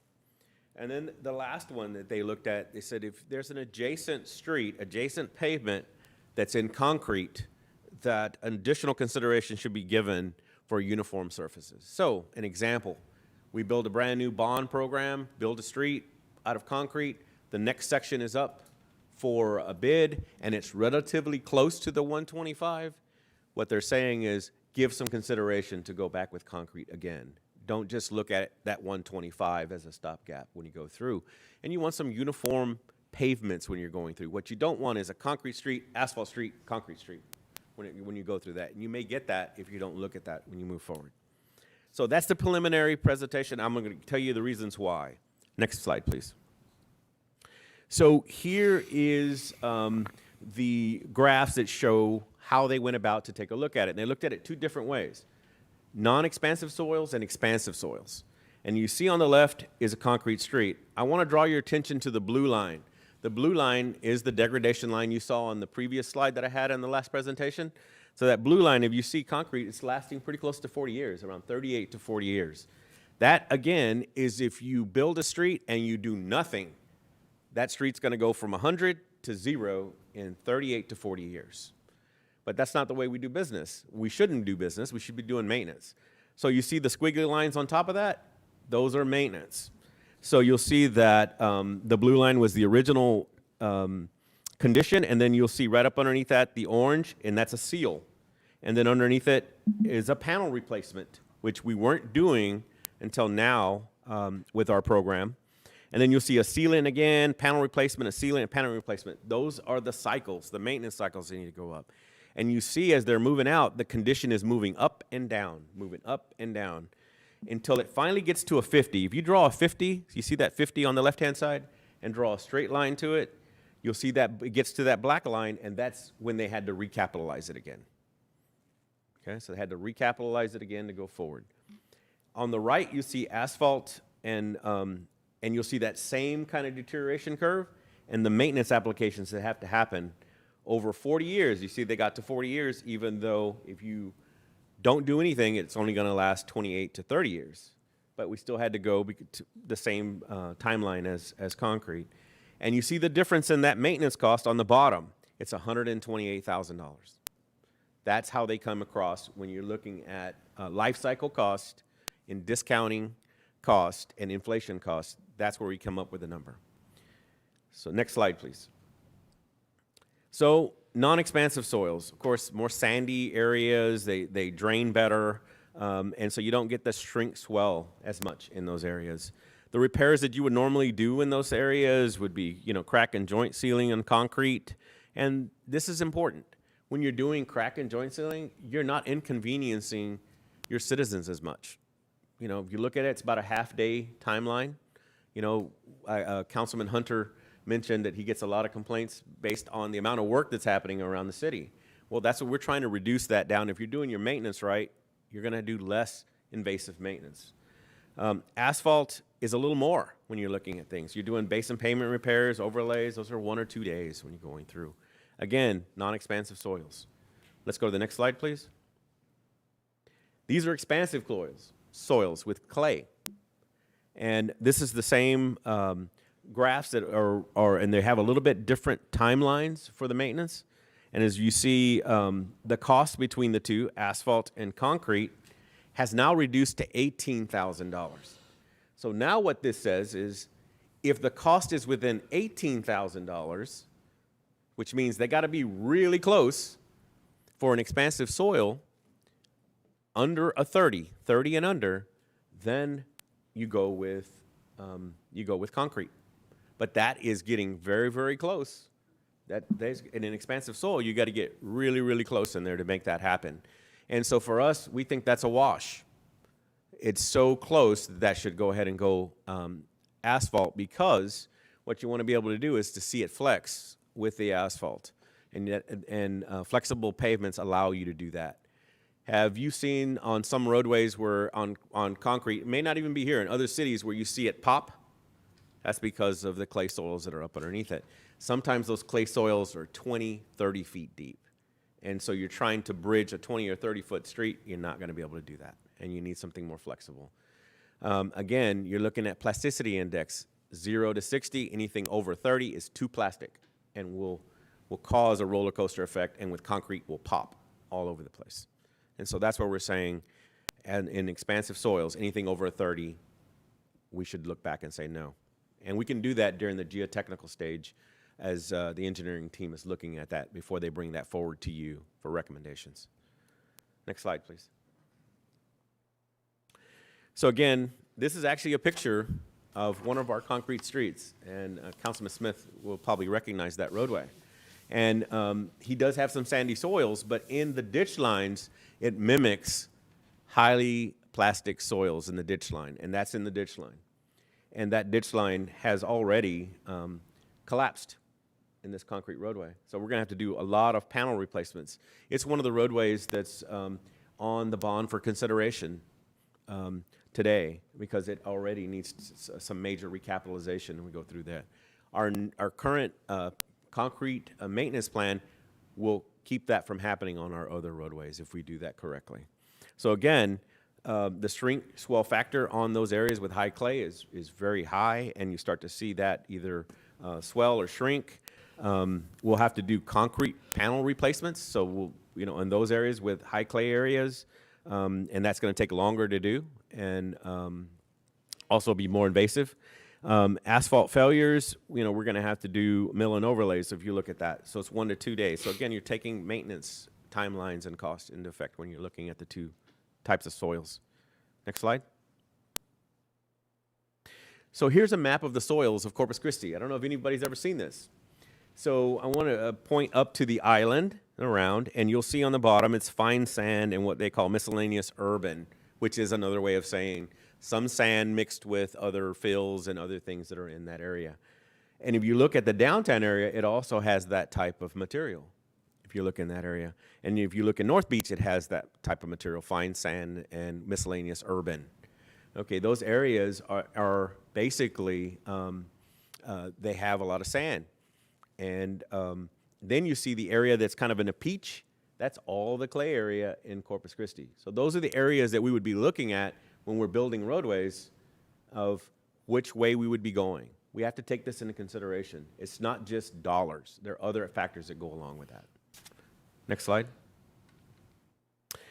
So I want to talk about a couple of additional things and why residential streets, we're recommending to eliminate those from being evaluated as far as concrete versus asphalt. You look on the bottom, you see all the utilities that are in there. And so again, with a lot of utilities, what happens in residential areas, sometimes there needs to be a new connection that has to happen, or there's a repair. That's where a lot of the repairs happen. And so of a concrete street, you got to replace panels. You can't just replace a square out of a concrete street. Otherwise, you lose the structural capability of a concrete street.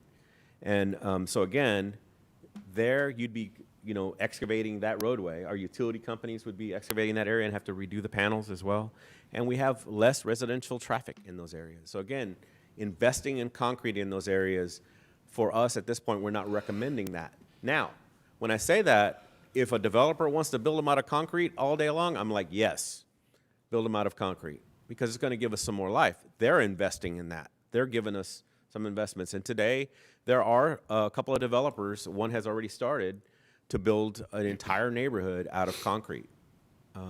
And so we hope to see other ones. Again, in the previous city that I was in, the UDC required every single street to be built out of concrete.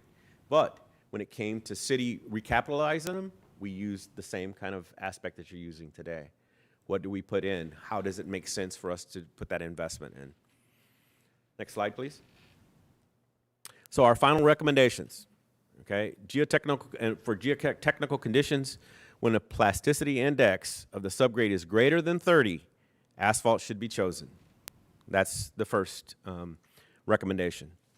The second recommendation is the cost differential.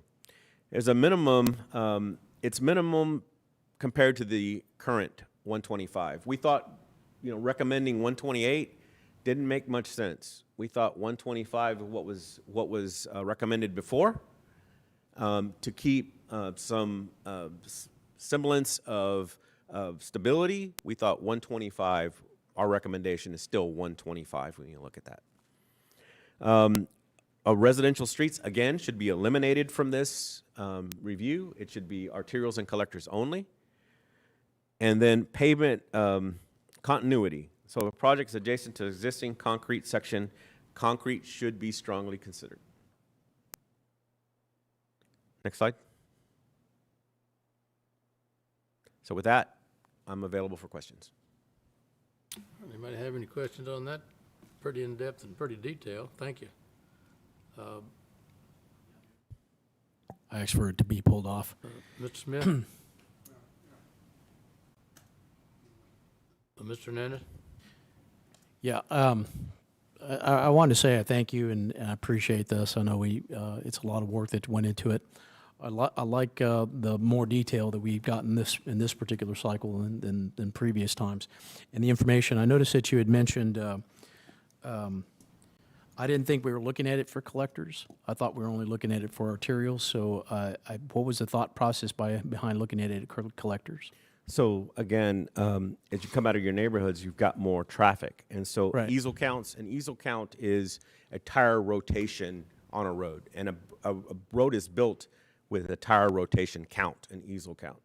And so when you look at collectors and arterials, the collectors have a higher easel count.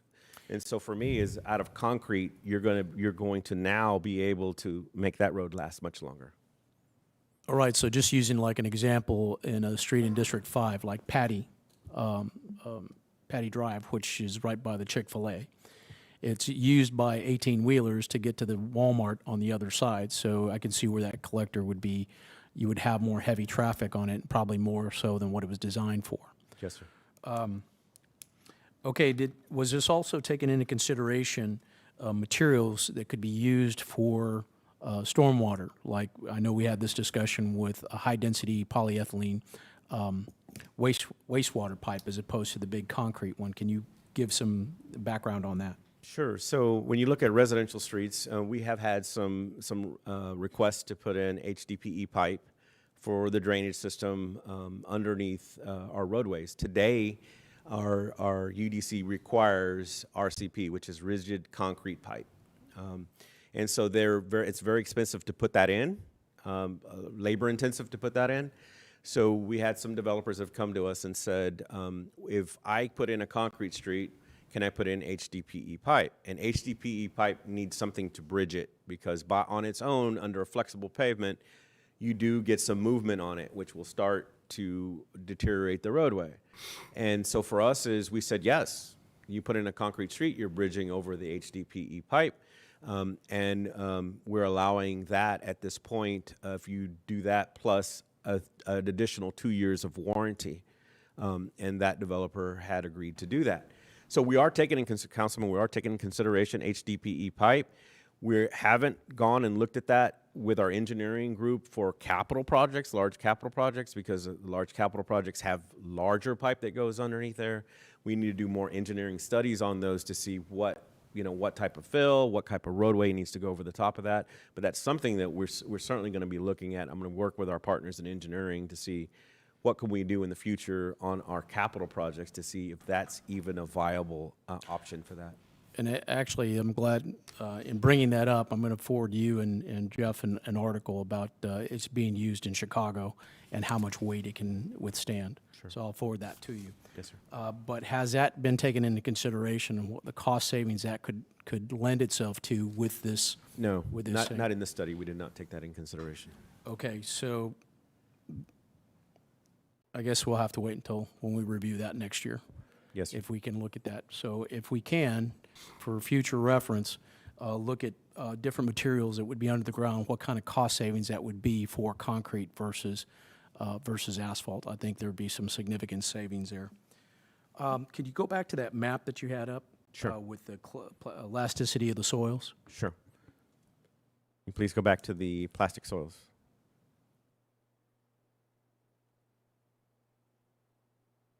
Right there, thank you.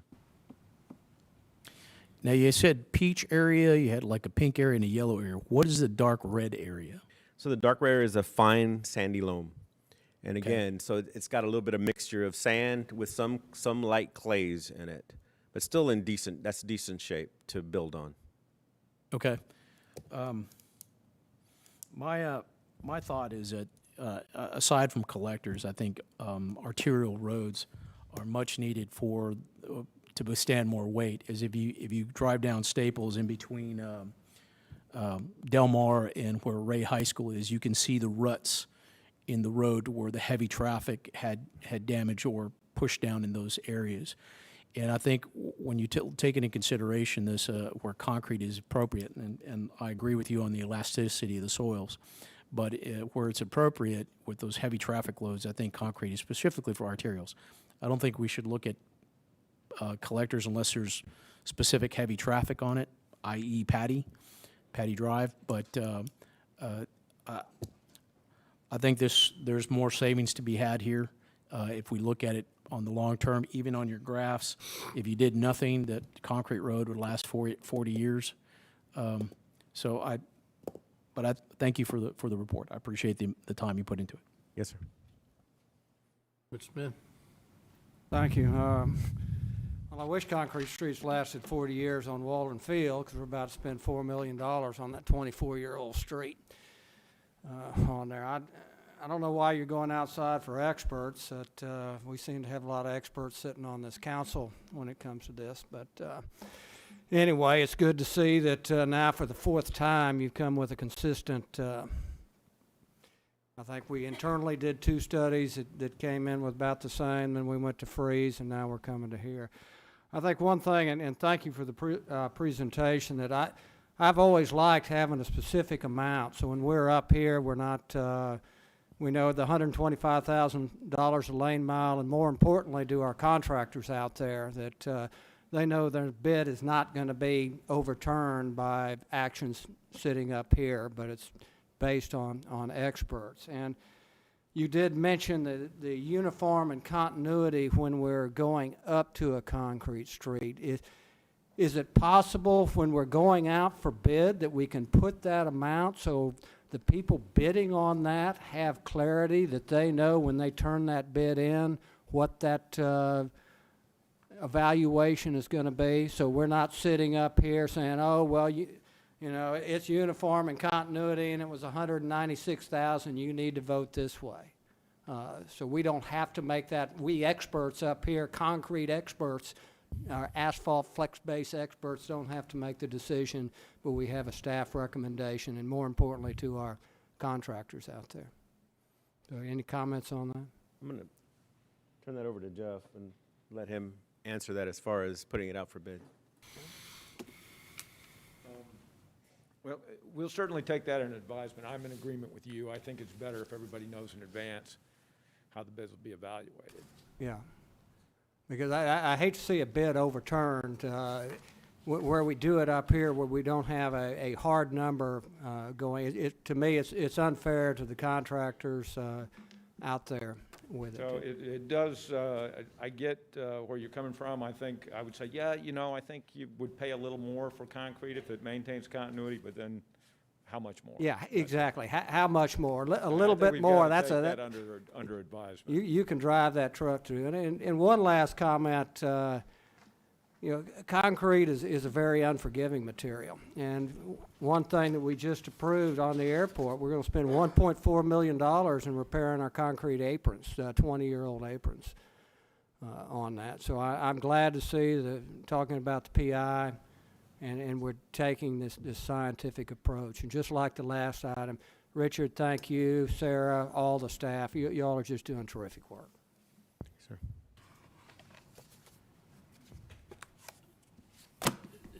Is your light on for another question, or you through on your permit? No, Mayor, it's fine. All right. I didn't know I was a concrete expert, though. Thank you. Huh? Yeah, I need a motion for item number 7. Second. I see a second. Did somebody make a motion? All right, we got a motion and a second. Any further discussion on item 7?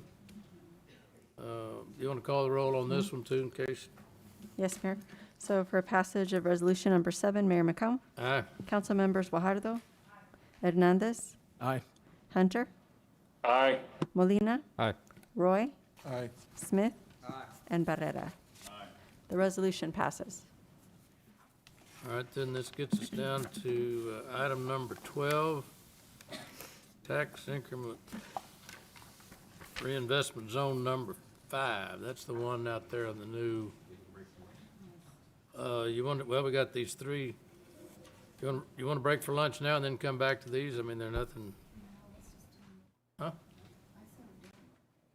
I mean, are these going to be long presentations or short ones? They're pretty quick, right? Huh? They're pretty short presentations, but yeah.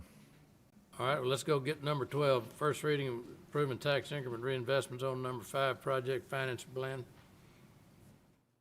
Can we bring up the presentation, please? Alrighty, Mayor, Council. Randy Almaguer, Senior Management Analyst. Item number 12 before you is a one-reading ordinance approving the tax increment reinvestment zone number 5 project and financing plan that was approved by the Board of Directors of Reinvestment Zone number 5 on October 20th, 2020. Next slide, please. So the purpose of the project and financing plan is to detail and discuss existing uses and conditions of real property in the zone and to define proposed improvements to the property and allowable costs or expenses. Next slide, please. The purpose of the TERS is to finance the construction of public facilities and infrastructure necessary to stimulate residential and commercial development within the boundaries of the TERS. The developer will be reimbursed for street, sewer, stormwater, water infrastructure, and development and maintenance of a 10-acre park. The area within the zone qualifies for TERS because this area suffers from economic stagnation, inadequate infrastructure, sidewalks, and street layout. Without intervention by the public sector, private market forces will not be sufficient to generate significant development and redevelopment. Next slide, please. So this project will be a master plan development that will include the construction of public infrastructure to support the development of 777 townhomes, 999 multifamily units, and 450,000 square feet of commercial space. Next slide, please. The reimbursement of the infrastructure costs will be from the ad valorem taxes generated by the increment above the base value of approximately 261.6 acres The TERS will exist until the infrastructure costs are reimbursed in full to the developer, up to $17 million or a maximum of 20 years, whichever is less. The base year will be the values as of tax year 2020 or as of January 1, 2020. The taxable value added after 20 years is estimated to be at $320 million, and the 3 taxing jurisdictions will all have the increment set at 75%. The city of Corpus Christi with a maximum dollar contribution of $9 million, and the contribution will exclude the residential street portion of the tax rate, which is currently 4 cents. Nueces County will not have a maximum dollar contribution, and Del Mar with a maximum dollar contribution of $4 million. All 3 taxing jurisdictions' tax will contribute for the full 20 years or up to the full dollar amount, whichever is less. The developer will be reimbursed for the cost of the infrastructure from revenue generated by the increment over the base year, and the amounts for each phase will be reimbursed after the infrastructure is completed and accepted by the city. Next slide, please. Well, here we have the project cost and timeline that show the breakdown for each street segment and the costs associated to them with the total costs right under $11.7 million. Next slide, please. And here's the projected build-out for multifamily units, townhomes, and commercial space. And based on the current modeling, the city will reach the $9 million cap in year 14, and future revenues will go into the general fund. Next slide, please. And staff is recommending the approval of this ordinance approving Bohemian Colony TERS 5 project and financing plan, which was approved by the TERS 5 board on October 20th, 2020. That concludes my presentation. I stand by for any questions. Anybody have any comments on that? Mr. Hernandez? Yeah, when we get through here, can someone test this button? It's clear, and when it clears, it sets it up again. Yeah, quick question on this is that, you know, this TERS has gone through here at warp speed. I don't think I've ever seen something happen this quickly. And, but there was another developer that was looking to do a TERS. Did anybody talk to them? Have you had any conversations with them? I have not, Councilman. Anybody from finance? Councilman, can you clarify? What are you talking about? Another developer? It's for that develop. We had a request for annexation at the intersection of 286 and 43, and we went through one reading with the thought process that it was that they wanted to put a TERS there, and there was no discussion with them. So Steve knows. I want to know if we're going really fast on this one, and then nobody's talking to them. Well, I think Steve Vieira may have something to say. Councilman, I believe you're referring to the Masagashi development that they're looking at doing. Right. And so, yes, we actually have a meeting that we're getting ready to have with them here in the next week or two to go over that particular development. So we'll know more here soon. But Okay, are they still aware of moving this forward. meeting? Because when I talked to them last week, they hadn't been talked. No one talked to them. Yeah, they actually initiated the conversation with us. They sent us the email saying that they wanted to proceed forward, and so we've been having those discussions, yes. Yeah, Steve, I think I'll check, Councilman, but I think the meeting's actually this week. But yeah, I was unfamiliar with the location, but I personally and Steve have talked to both Masagashi brothers about their development to include the TERS option. So the answer is yes, we have talked to them. Okay, how long ago was that? That was probably a month and a half ago, maybe 2 ago. months ago.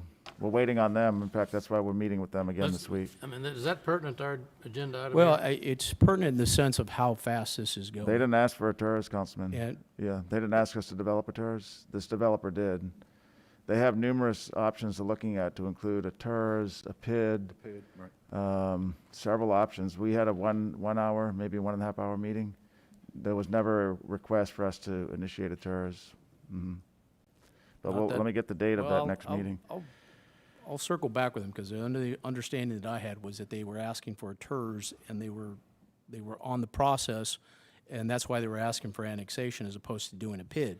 Now, I asked them that it would probably be best for them to do a PID. Actually, I recommended You're that. right. So that it was right. Remember, we had the annexation on the Right. schedule, and we told them if you do a That- PID, you don't want to get annexed. And Actually, so that's correct. And they I pulled actually it. recommended that they didn't go through the second reading unless they get some sort of confirmation from staff that there's some discussions about them doing the TERS. If they're not getting that confirmation, then you're setting yourself up for very negative turnout to that. I'm not Okay, sure- well, aside yeah. from that, in terms of this financing plan, I still have a real issue on a 10-acre park. I mean, we're struggling to take care of the parks that we have and funding it. And even though this will be funded by the TERS for, the timeframe of the TERS, it does eventually come back to the city. Is there a real need for a 10-acre park?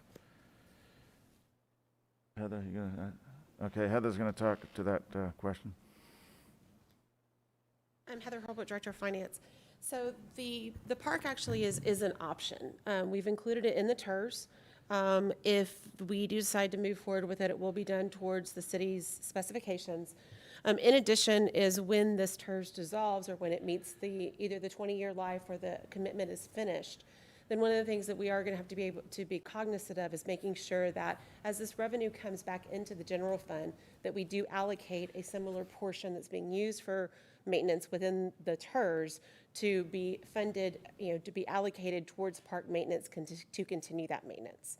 So there will be offsetting revenues that will come into the general fund that can offset, that can, do that. I don't remember seeing that in this plan. That's stated. not something that would necessarily be in this plan. It would be something that we need to make sure that our budgeting department is cognizant of whenever this comes back in our Parks and Rec. Well, yeah, I don't think any of us are going to be here 20 years from now.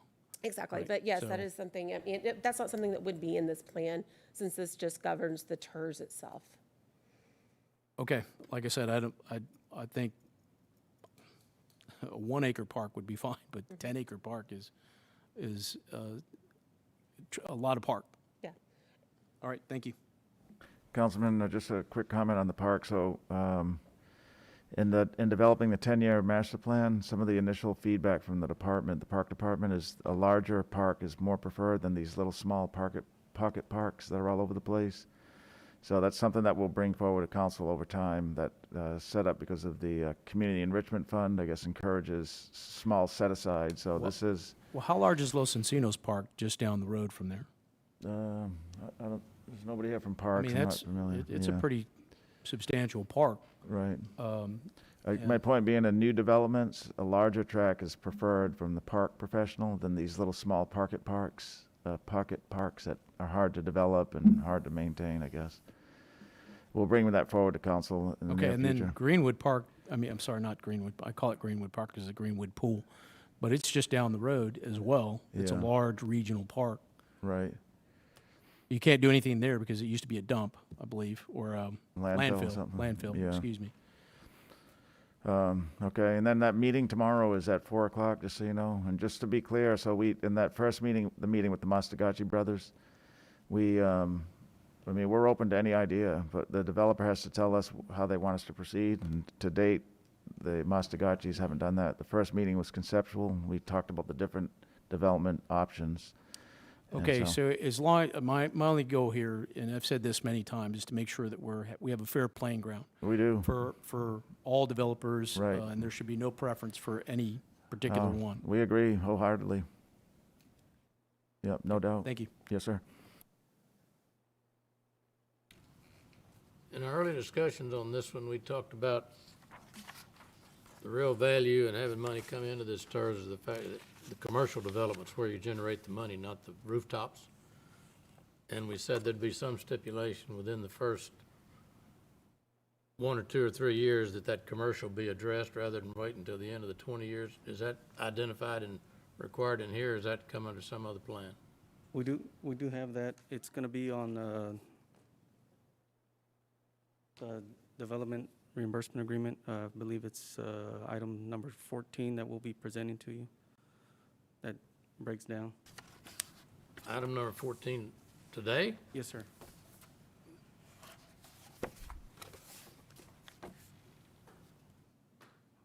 Okay, well, then we hadn't gotten to that one then, all right. But that is in that plan? Yes, All right, Mayor. I just want to make sure, it doesn't have to be in all the plans, it just has to be in one. Yes, Mayor. Okay. Any other questions? Second. All right, there's a motion and a second for item number 12, one reading ordinance approving the reinvestment zone.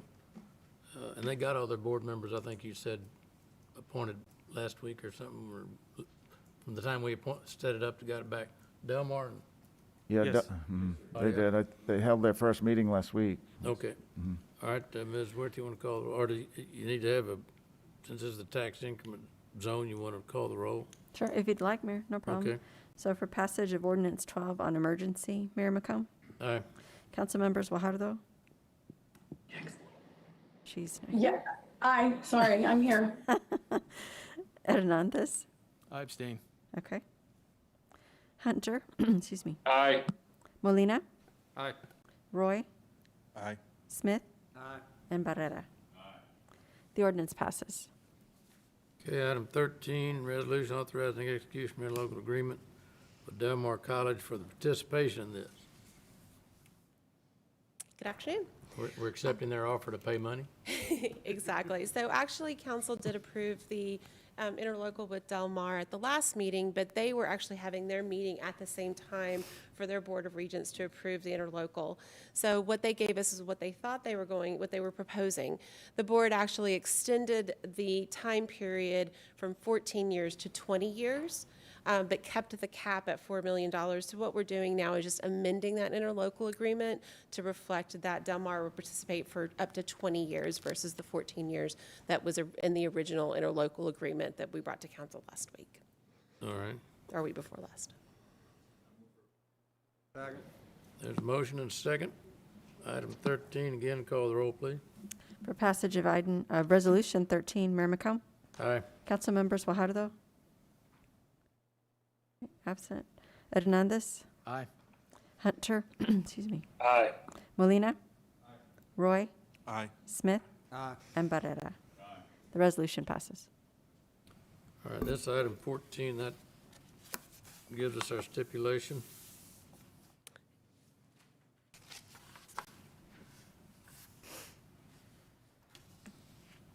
Okay, so we have the developer agreement, reimbursement agreement. Next slide, please. So, within the creation of a TERS, you have the actual creation of the TERS, which sets out the boundary. You have the project and financing plan, which sets out how it's going to be funded and what type of projects are allowed within it, which is what the council just approved. And then you have the developer agreement, which sets out the more granular details in relation to those projects. I'm going to go through this pretty quickly because it kind of repeats a lot of what we've already been saying. So the maximum reimbursement is going to be $17 million, which will be the $17 million less any administrative cost and maintenance costs that the TERS incurs. This is going to be strictly for reimbursement of city infrastructure projects, which are included in the project and financing plan. The reimbursement is limited to the cost of the specific infrastructure. And the developer reimbursement begins after infrastructure has been inspected and accepted by the city. Next slide, please. So the reimbursement is limited to only the increment collected by the TERS and ends at the earlier of when the TERS terminates in 2040. The maximum reimbursement of $17 million is reached, or if eligible cost for the infrastructure are less than the $17 million when all those eligible costs have been reimbursed. Also, the annual reimbursement is limited to the amount of revenue collected each year by the TERS. There will be no revenues that will be advanced in advance of collection.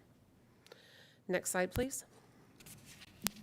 So the developer obligations, and this covers what the mayor had mentioned, is that we do have some milestones that are included that the developer must hit and able to continue receiving the reimbursements. So the first is that the townhome phase or subphase of development must begin on or before April 30th of 2022. It must have 71 units substantially completed on or before April 30th of 2023. On the commercial phase, that phase must begin on or before December 31st, 2025, and they must substantially complete not less than 50,000 square feet on or before December 31st, 2026. And then overall, the development of at least 500 townhomes, 600 multifamily units, and at least 300,000 square feet of commercial development must be complete on or before December 31st, 2034. Now, if these milestones are not hit, it does not mean that the agreement terminates, but it does stipulate that any reimbursements will be suspended until these milestones are met. Next slide, please. In addition, the developer will substantially complete the improvements in conformance with the conceptual development plan that was presented. All sales taxes for building materials, when reasonably possible, be sourced to the city. This is really important. A lot of times when you have large construction projects, the sales tax may or may not be sourced to the point of destination. It may be sourced at the point of origination. So we are asking that all due diligence be done to make sure that those sales tax do come to the city of Corpus Christi. And after construction, all areas that are owned by the developer must be maintained in accordance with the city's code and ordinance. Next slide, please. So that does conclude my presentation. I am available for any questions. Anybody have any questions on item 14? Entertain a motion for approval. Motion and a second. It's all part of that same. Please call the roll, Ms. Wick. For passage of motion 14, Mayor McComb, Aye. Council members Fajardo, Aye. Hernandez, I abstain. Hunter, Aye. Molina, Aye. Roy, Aye. Smith, and Barrera. The motion passes. All right, the council, let's see, we're going into executive session. We're going to recess for lunch, go into executive session on item 20, per the Texas Government Code Code Section 551.071.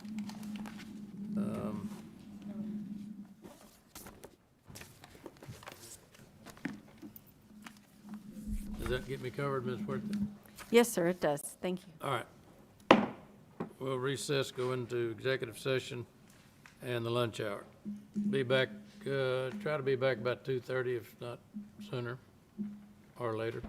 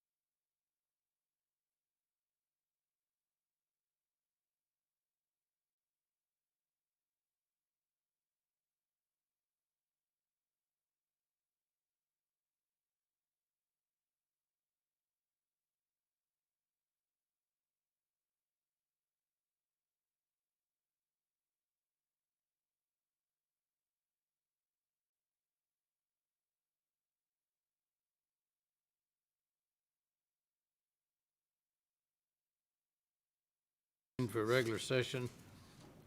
I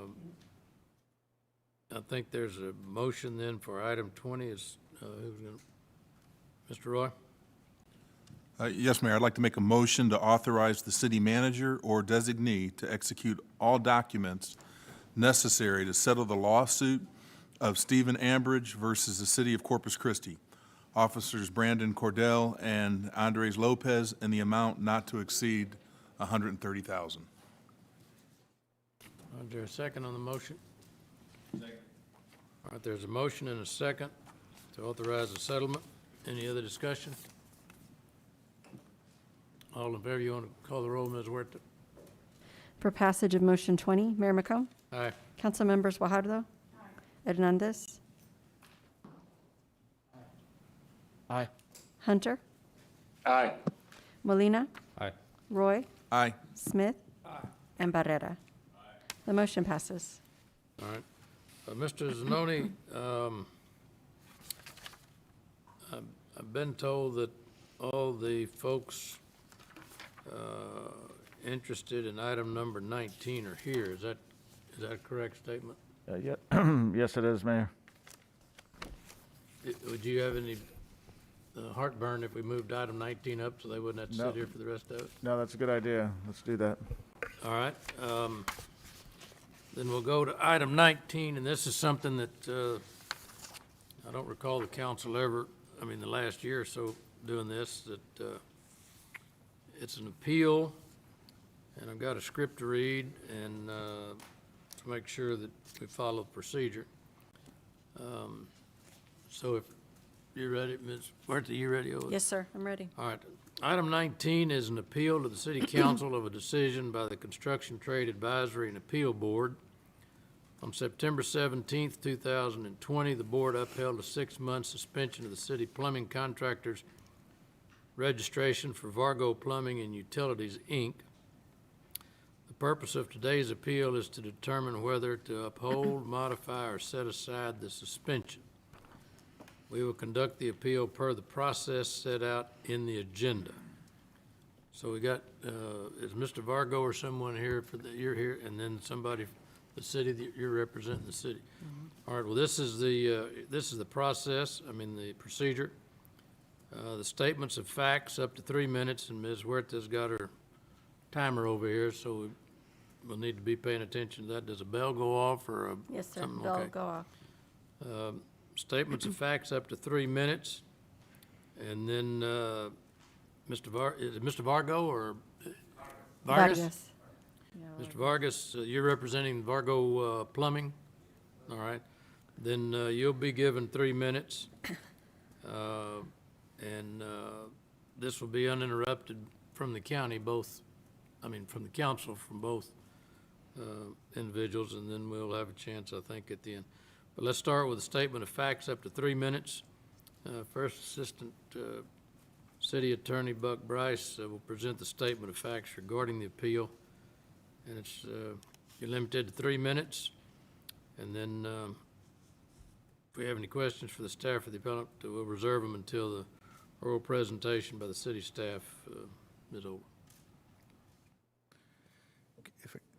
Can I get a presentation for 19?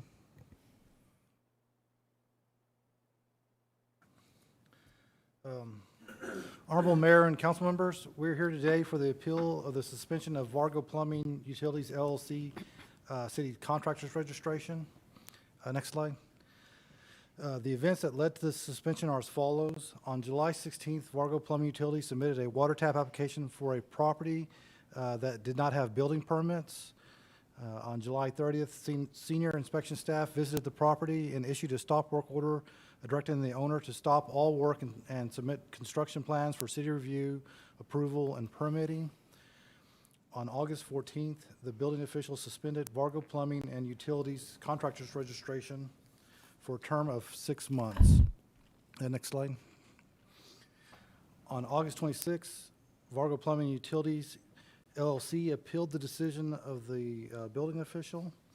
On September 17th, the Construction Trade Advisory and Appeal Board upheld the 6-month suspension. On September 24th, Vargo Plumbing and Utilities appealed the board's decision to uphold suspension. Next slide. The building official suspended Vargo Plumbing and Utilities Plumbing Contractor Registration for a term of 6 months for acts of gross negligence, incompetency, or misconduct in the performance of plumbing work. The building official found that Vargo Plumbing and Utilities installed plumbing systems for multiple multifamily commercial structures and allowed portions of those structures to be occupied by the public without city-approved plans, permits, or inspections. This created an unacceptable safety risk to building occupants and to the general public. For these reasons, the board upheld the 6-month suspension of the contractor's registration. Next slide. City staff supports the decision of the building official and the Construction Trade Advisory and Appeal Board. Next slide. Based on City Council's evaluation of the arguments made today, the City Council may deny the appeal. In that case, Vargo Plumbing and Utilities serves a 6-month suspension, with such suspension ending April 6, 2021. The council may modify the board's decision. The plumber's contractor's registration may be suspended up to 1 year, or plumber's contractor's registration may be revoked for a term between 1 and 3 years. Or the council may set aside the board's decision, resulting in no suspension or revocation of the plumbing contractor's registration. City staff supports denial of the appeal.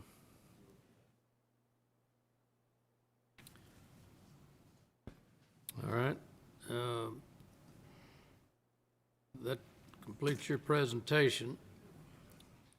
And then we'll have Mr. Vargas. And then when he gets through, then we can ask questions of either one. You can ask questions of Mr. Vargas. Staff questions will be in the next section, Mayor. Okay. So Mr. Vargas, welcome, and you have 3 minutes. Okay, I was just appealing of the decision of the suspension on the company because whatever happens on the property, it was not under Vargo Plumbing and Utilities. It's a personal property, and I did it on my personal time. What happens is just that I bought the property when I saw it to build my warehouse there and start doing business through there. When I come to the city and trying to pull a permit to build a warehouse, they tell me there is a commercial residential. I cannot do a commercial industrial, so I cannot build a warehouse. So I already invest the money on the property, and I buy another property down the road on Up River. Actually, it's on Canwell. That's what I run my business off of it. And of course, I make the mistake not to pull a permit for, but I got some garages over there that was already up, some of them. And I just say, well, take advantage of whatever I already invest, and I put little rooms for people that come from work for me from out of town, instead of the rent a hotel for the helpers that come from out of town and pay so much, trying to save some money and put them over there in a room. And I did it the first time, and then a couple of months later, I decided to do it again. I know it's another mistake that I make, but it was a mistake that I make in my personal decision, not with Vargo Plumbing involved on any of the decisions that it was made. Now, the appeal, whatever they want to do of the 6 months or 1 year of suspension, it will be affecting me, but it's not as much as because I work in Houston, Austin, San Antonio, but all the employees that I have here that is local, in 6 months not be able to do any work or perform any work here, it's gonna be 40, 50 employees that I have that are gonna have to stay without work. So this is actually the reason why I wanna appeal the suspension, is because of my employees. Okay, sure. That complete your Yes, presentation? Yes, sir. All right. Did that bell go off? That hadn't been 3 I'm minutes. so sorry. No, that was my personal phone. So no, Okay. he came in under the time. Okay.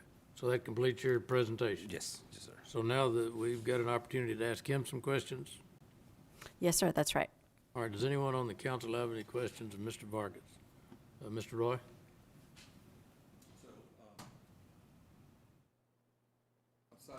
Can you turn your mic on, Mr. Roy? Thank you. Sorry. Outside of this particular incident where I want to make sure I understand what you're saying. You basically were working on your own personal commercial building, trying to build rooms for your employees that come out of town and do the plumbing on that. Have you ever, in the past, on any commercial buildings or residential in your scope of practice, failed to pull permits? No. You're saying this is the only time? It's the only time, yes, sir. And what prompted you to do that this time? Why did you do it this time, not pull the permits? I mean, it was one of those irresponsible times that you think, you know, I already invest almost $200,000 on it, and I had to buy another property. And I was like, you know, I was trying to save some money and trying to, you know, get something back for whatever I were investing. I was not able to get to it. And that's what I say, if I put these rooms, and instead of rent a hotel for my employees that come from out of town, they pay $2,000 a week per crew, I got my rooms there, and I can save a little bit of money on it. So that was the reason why. And you said you have 40 or 50 employees right now? Right now, yes. And what are they doing right now? We do in apartments over here in Ocean Drive, apartments in. Oh, so they're still working? Yeah, we're still working. We're still working. Yeah, they can still work while there's the appeal's going on, right, Buck? Oh. We're still working. Okay. Oh, so that time, okay. Yeah, we have like 3 or 4 apartment complexes, and we do houses for 3 or 4 different contractors in town. Plus, in Houston, Austin, San Antonio, we got work almost around Texas. Okay. Thank you. That's the only questions I had. Anyone else have any questions? I've got a question. All right. How long have you been a contractor? 11 years. 11 years? And in 11 years, you've always pulled a permit? Yes, sir. Except for this time, right? Because you wanted to save some money? Yeah? Yes, sir. You're cutting corners? Well, yeah, it was. Yeah. It was just the You reason. might as well I mean, just it is- admit it, yeah. That's exactly what it Yeah. was. Yes. Okay. And for the suspension that's on the table right now is 6 months? Yeah, that's what they say, 6 months. Oh. It's not a long time. And you got business in other cities, right? Yes, sir. So these employees that you're worried about, I mean, you can put them on other jobs, right? Well, they can. It's, the majority of the people that live in Corpus Christi don't want to go to town. They stays here, and the jobs that I go have in Dallas and Houston, I use people from over there because It's cheaper, right? Because they live over there? Yes. Yeah? Yes. Okay. All right, that's all I have. Okay, but just for clarification, I mean, during this whole process, I mean, the suspension doesn't take effect until the appeal process is completed, right? So, I mean, you've been able to continue doing business and this sort of thing. So up to this point, you haven't suffered any financial loss or setback as a result of this? No. Okay. What was the cost of that? Well, go ahead. What was the cost of that permit? Or permits? Is it one or several?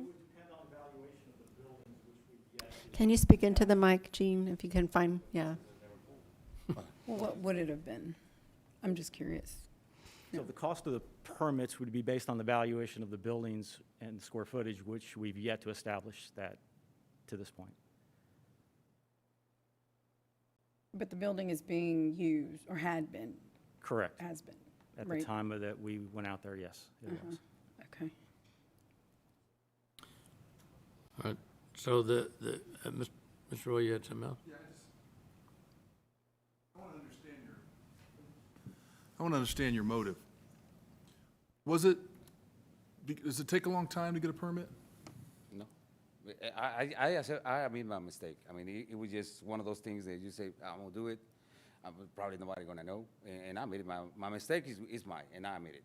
You know, the only thing that I'm feeling over here is the company doesn't have nothing to do with it. It was just my decision as a person, as an owner of the property. That's what I'm closest for. What do you estimate that you think if you would have paid for the permits, what would it have cost? What were you expecting to pay? I don't know how much the permit cost, but they go by the value, right? The value of the property. I don't know, probably $100,000 value on the, whatever I already done. So how much would the permit, you think, cost you? I don't know, I don't know. $2,000 to $3,000 in rough terms. Okay.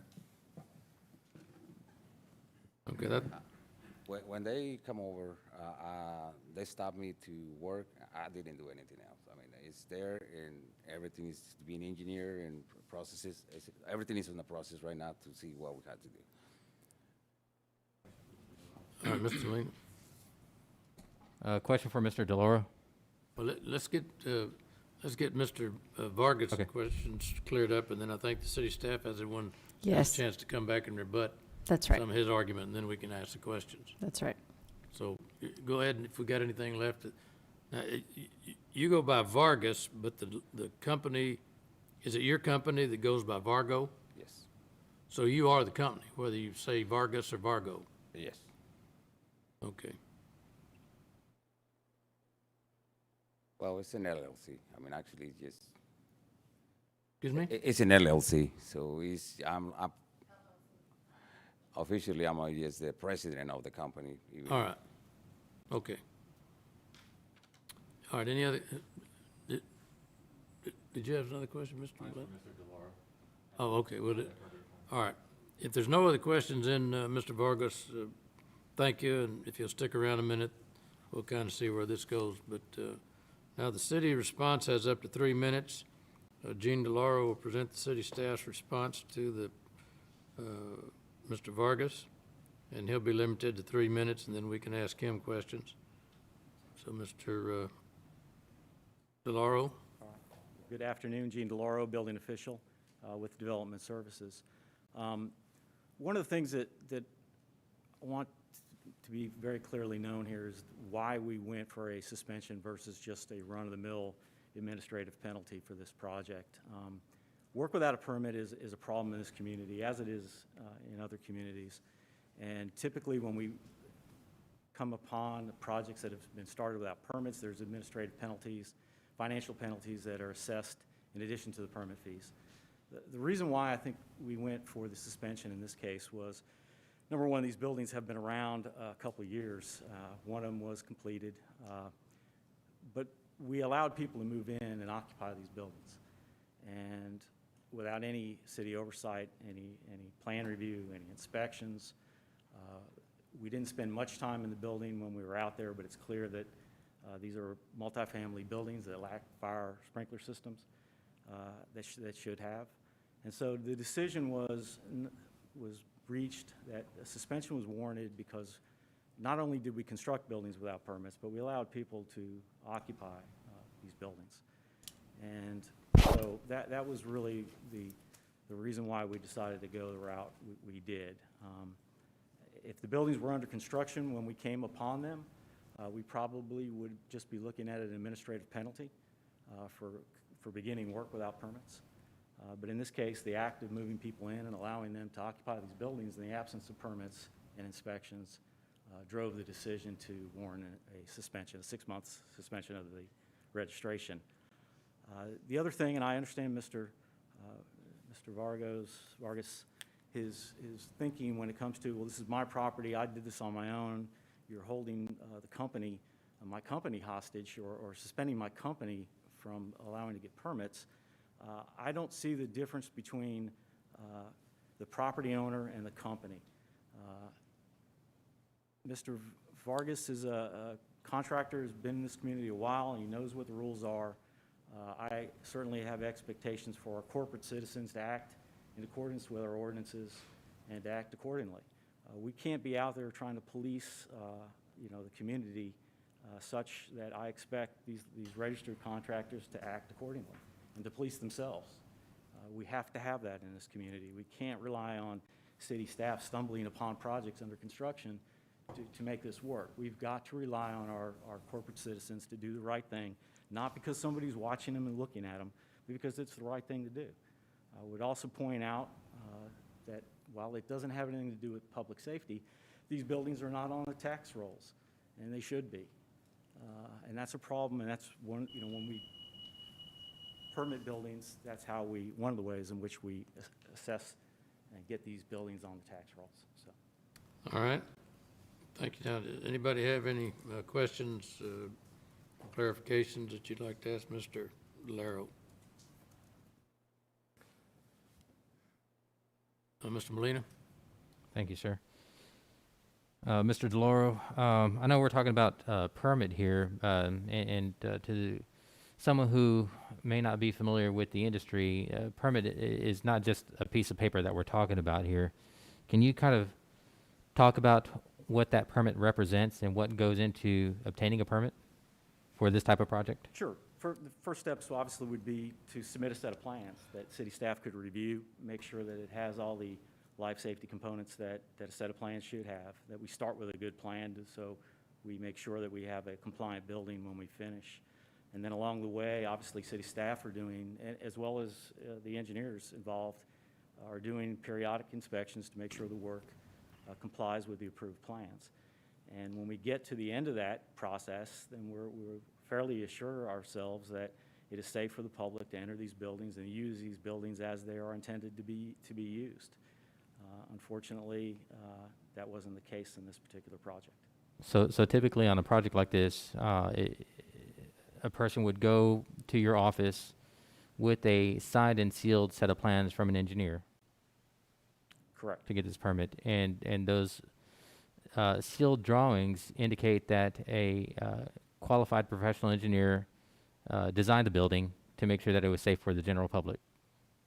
Yes, in this case, an engineer or architect would have signed and sealed the building, representing to us, to the city, that it's their best intention that they've met all the requirements, city requirements, as well as the code requirements for that structure. And that didn't occur at this project.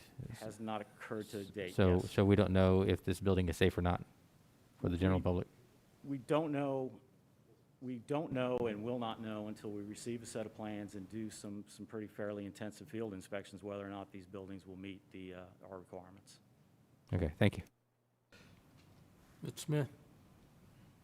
I guess that was my same line of questioning. So you were talking $3,000 or so for the permit, but you don't have an idea. The whole question is, is the building built to code on there? I'm kind of wondering, you can save so much money, whether it's your windstorm or your mechanical trades with it if it's not built to code. And do we have any idea, any kind of inspections? You mentioned the sprinkler system, but just those basics, electrical infrastructure, the structural with windstorm, because I think Councilman Molina, that's his point. You go to permit this stuff and it is sealed. You have to, was a WPIA done for this piece of property?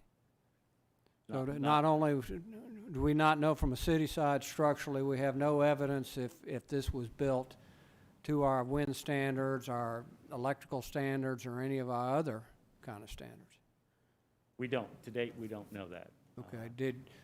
In your inspection of it, do you have any idea? You said it doesn't have a sprinkler system that would be required. How about these other mini elements? Well, you can imagine walking into a finished structure, much like this room. I can see if there's fire sprinklers here, but I can't see behind the walls. I don't know if everything is tied together the way it's supposed to be tied together once it's completed like this. And so that's the challenge going forward, that we'll have to work with whatever engineer or architect is retained to try to salvage this building. That we're going to have to do some forensic destruction to see, convince ourselves that everything that should be there is actually there. So that'll happen at a later date, should we decide to keep these structures. Thank you.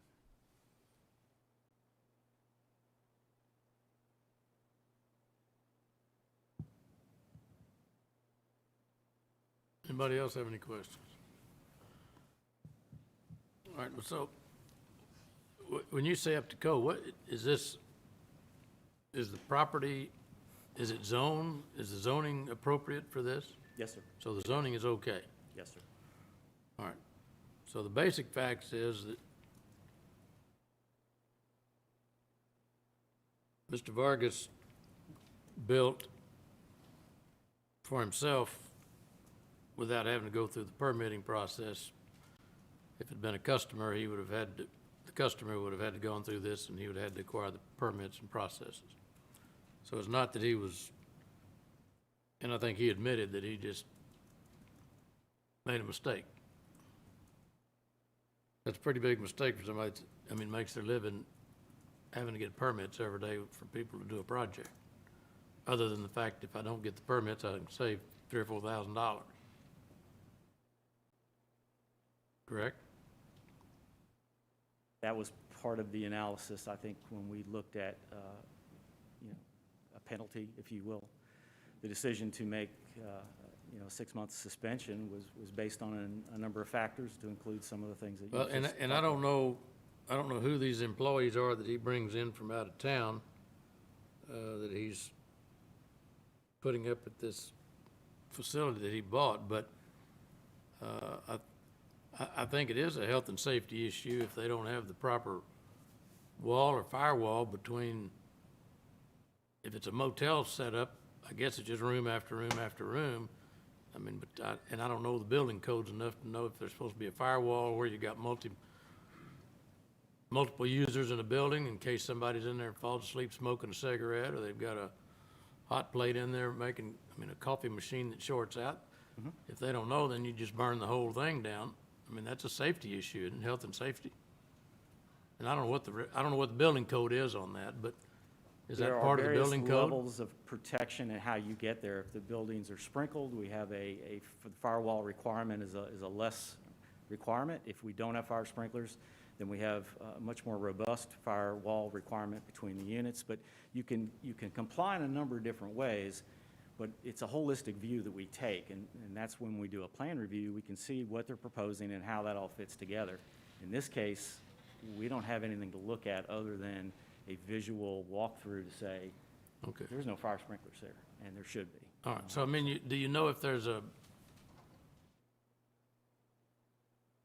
and I don't know how many units he's got out there, but I don't know whether it's a dormitory style, or he's got individual rooms, do they have individual kitchens, individual bathrooms, if we just got a community room, kind of like a, well, not even a hotel. A hotel's got its own bathroom. You go downstairs to the kitchen for your breakfast, but at least the hotel room has its own bathroom. But these have, is it a community bath? I mean, at the end of the hall kind of bath, all you have is a room, or is each one of them a separate living unit in and of itself? Restroom facilities, kitchen facilities, sleeping facilities?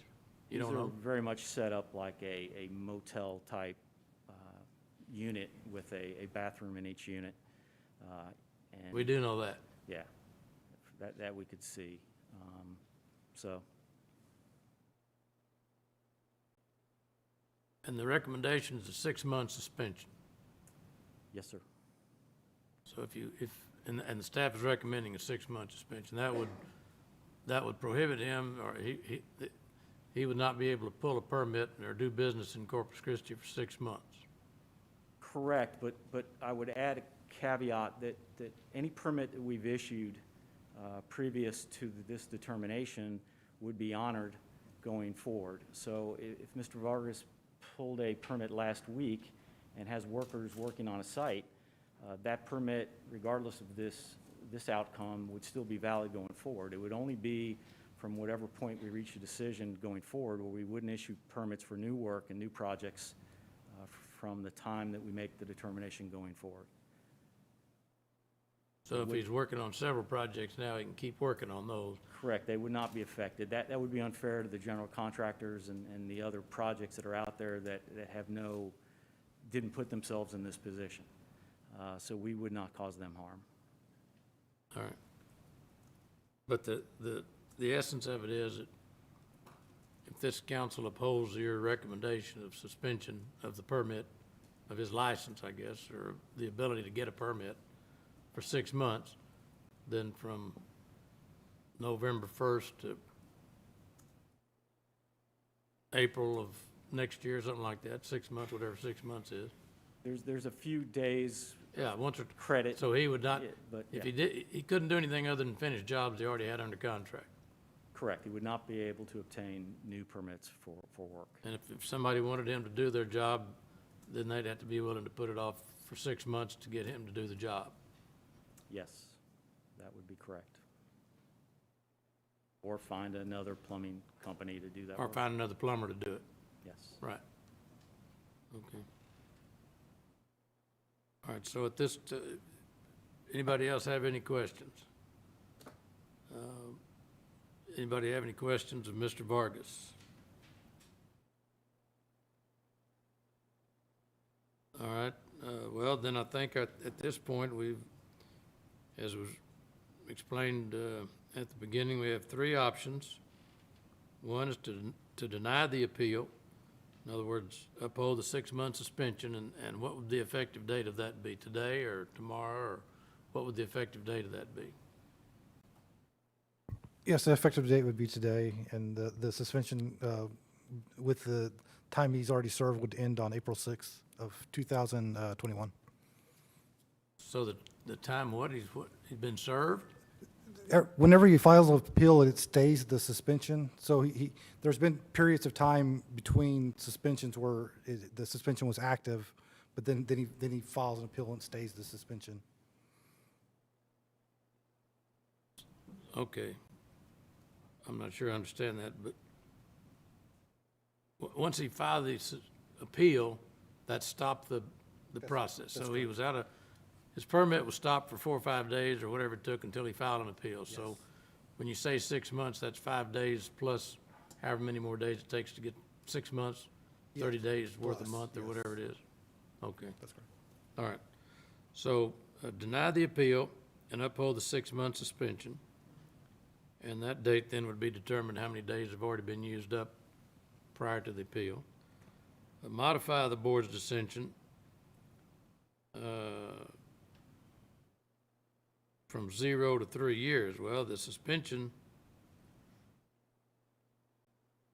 was for 6 months.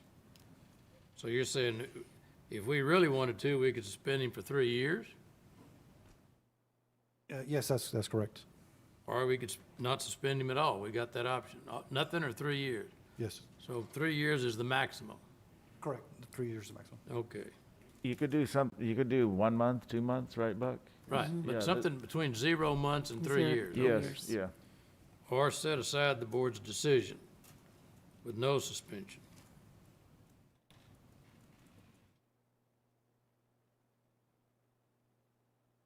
So, well, the staff recommends 6 months suspension.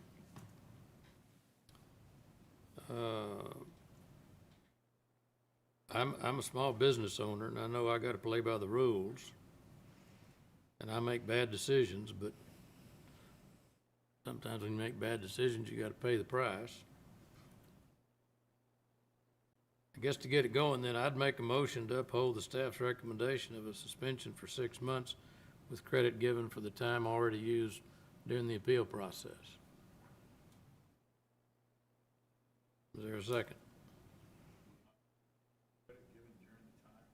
Well, I mean, as I understand it, in other words, it's not, let's just say for example's purposes, 6 months period.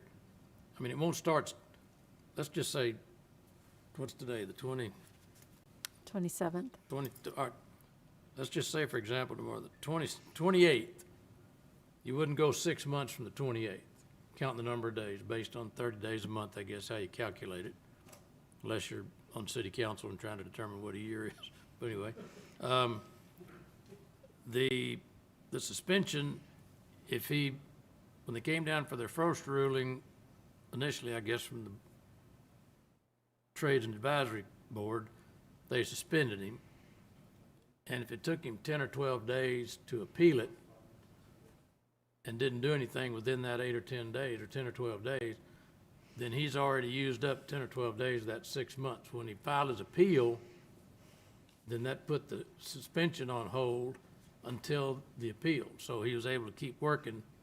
So he's got a few days that he's already eaten into the 6 months worth of time, right? That's I'm correct. assuming 180 days is what you're talking about. That's correct, and I believe, my initial calculation, it looks like, it appears he served, I believe, 21 days between the periods of where the suspension was active. Okay, so. All right, so there's a motion to uphill the staff's recommendation for a 6-month appeal with the credit of the 24 days or something on the 180-day suspension. Is that what we're doing? And you second that? Yes, sir. All right, there's a motion and a second. And is there any discussion?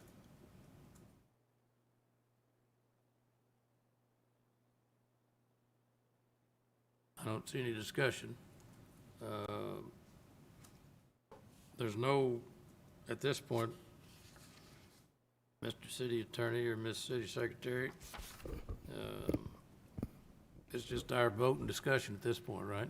Right, no public comment was Okay, no received public through comment. our Well, usual seeing nobody process. on the council, I don't see any lights on, nobody has any comment, then I'll call for a vote by roll call to pass the motion to uphold the suspension for the 180 days minus the credit of the 21 or 24 days, whatever it is, that the Construction, Trade, and Advisory and Appeal Board imposed. There's been a motion and a second. You want to call the roll? Yes, sir. So for passage of the motion, Mayor McComb? Aye. Council members Fajardo? Aye. Hernandez? Aye. Hunter? Mr. Hunter, are you there? He might have walked out. Molina? Aye. Roy? Aye. Smith? And Barrera? The motion passes. Mr. Vargas, you heard the decision by the council. Unfortunately, I think all of us can empathize with you trying to do it, but at the same time, we've got to play by the rules. And so we will uphold the suspension for 6 months with those few days worth of credit. In the meantime, I would highly recommend you get with the city and try to work out whatever you need to do to get legal and permitted and all that, just to, so we'll know. And then when 6 months is here, get back to work.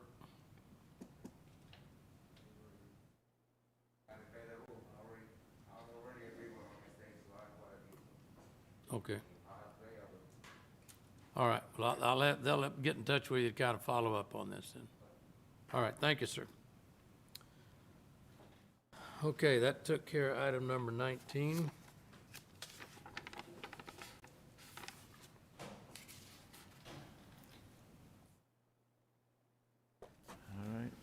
All right, that gets us back to the public hearing on item 15, is that correct? Yes, sir, that's correct, Mayor. All right, item number 15 is public hearing on the ordinance authorizing a wastewater lift station construction and reimbursement agreement with Peterson Properties out on West Point Road and Highway 358. Good afternoon, Mayor and Council.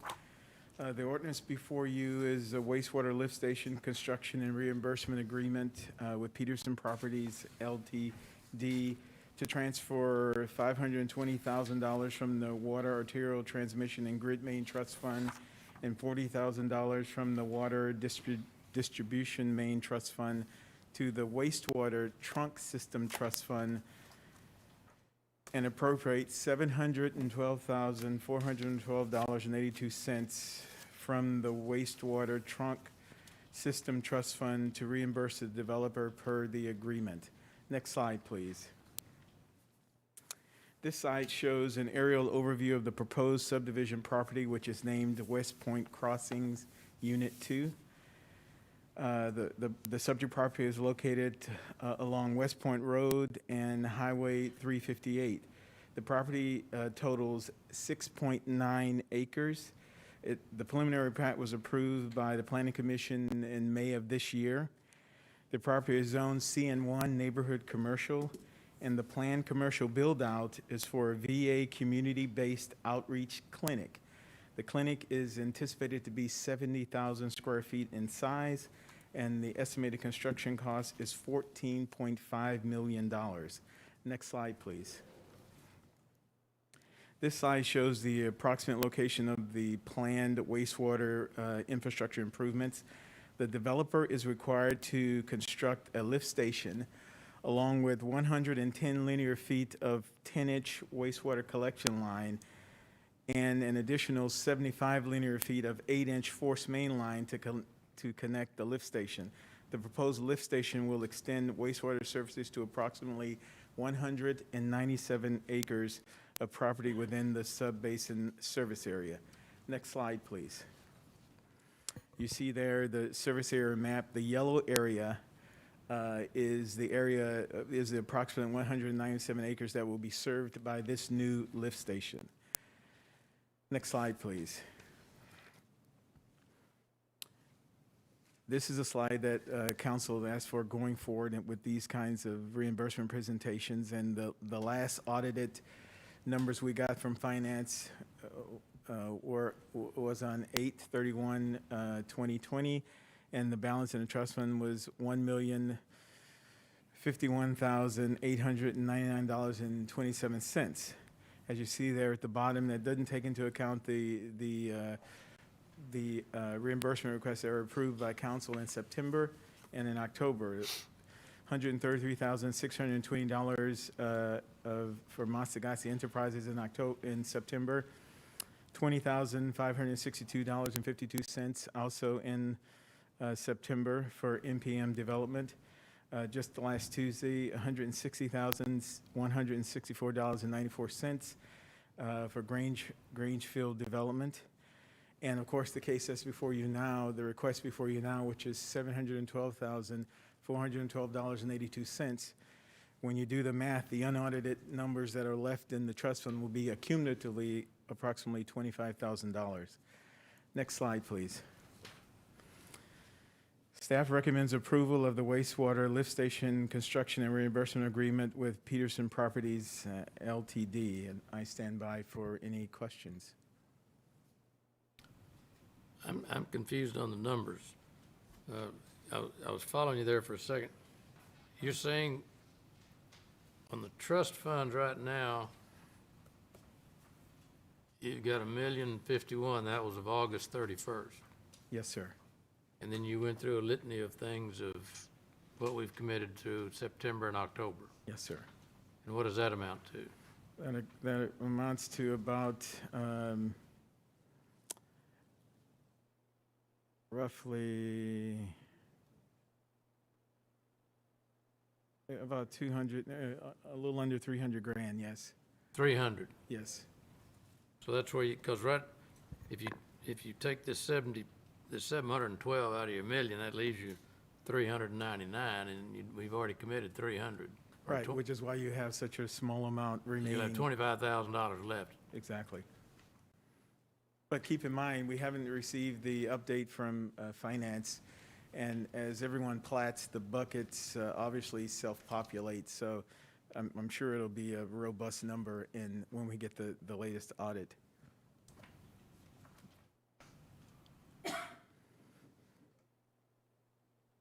Okay, Mr. Smith? Thank you. Aldo, has this property been platted yet? Yes. Okay.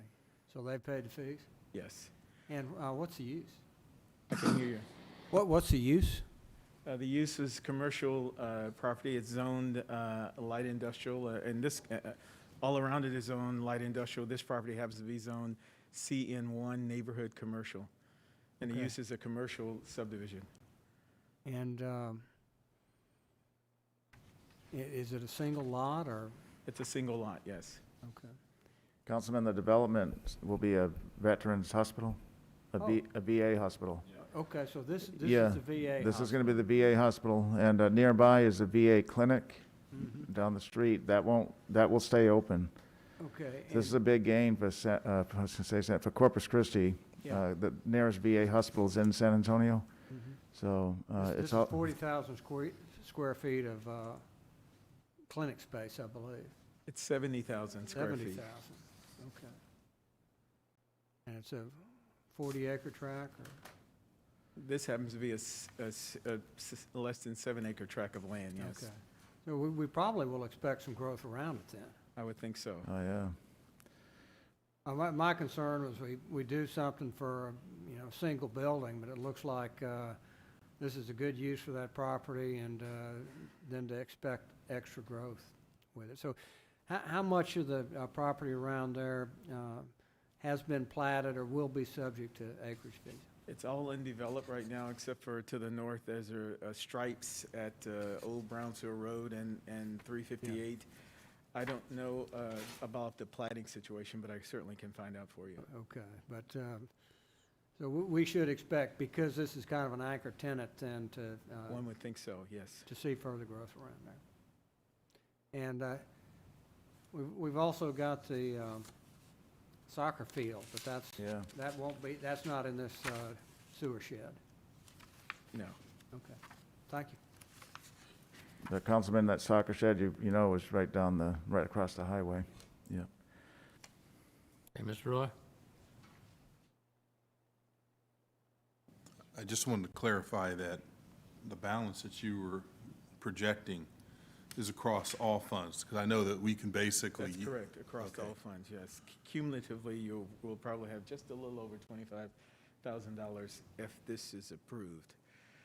But keep in mind, as I said earlier, people are always planning land, the bucket's are always filling up, so when we come before you next time with a reimbursement request, the odds are there'll be way more than $25,000 in the bucket, or the buckets, I should say. All right, thank you. I don't see any other lights. Mayor, I'd like to make a motion to approve. This is Michael in the back. All right, this is on item, Thank you. oh, we can't make a motion yet. All right, public hearing. Well, That's right, my bad. we'll open it up for public comment. I apologize. Did we have any written No, sir. public comment, or anybody wanted to call in and talk about it? No, sir. Mm-mm. All right, then we'll close the public hearing. Now I'll entertain a motion, Mr. Hunter. So moved. Move for approval of item number 15 on the reimbursement. There's a second. Any other discussion? I don't see any lights lit up. And you understand by this, we're committing until we get some new money in, that the fund will have about $25,000 left in all four trust funds. September's balance report comes in, that will give us an update. Can you speak in the mic? Can you speak in the mic, please? Thank you. Sorry, sir. Mike Johnson, Development Services. So that balance is just tentative for today. We might get the trust fund balance report from finance tomorrow, which will show a different amount. And we can't forecast that because accounts receivable for the accounting for the trust fund is still calculating that. And with the end of the year closeout, it takes them a little while to catch up to us. So that's forecasted based upon what we know as of the August 31st report. All right, well, okay. Bottom line is, though, we're drawing it down unless we get some replenishment. Yes, sir. All right. Yeah. Please don't hang up the shed, we're out of business, just. All right, there's a motion and a second on approval on item 15. All in favor, say aye. Aye. All opposed? All right, item 15 passes. Item number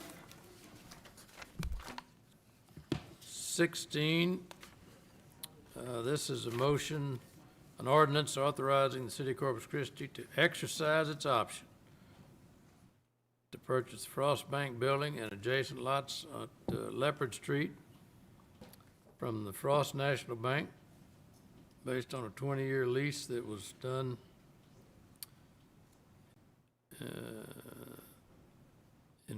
in the year 2000, May 2000. Mr. Zanoni, you want, or who's going to do this? Yeah, Jeff Edmonds is going to take care of it from a real estate perspective. Jeff Edmonds, Director of Engineering Services. As you mentioned, we entered into a lease agreement in May of 2000 that was essentially a lease-to-own type of agreement. We're approaching the end of that, where in this upcoming fiscal year, we have an option to purchase the building for essentially $0. And so what we're recommending is to exercise that option. This ordinance does three things. It authorizes exercising that option. It authorizes staff to execute the relevant documents. And there is a $1,000 option fee per the agreement, and authorize paying that fee. All right.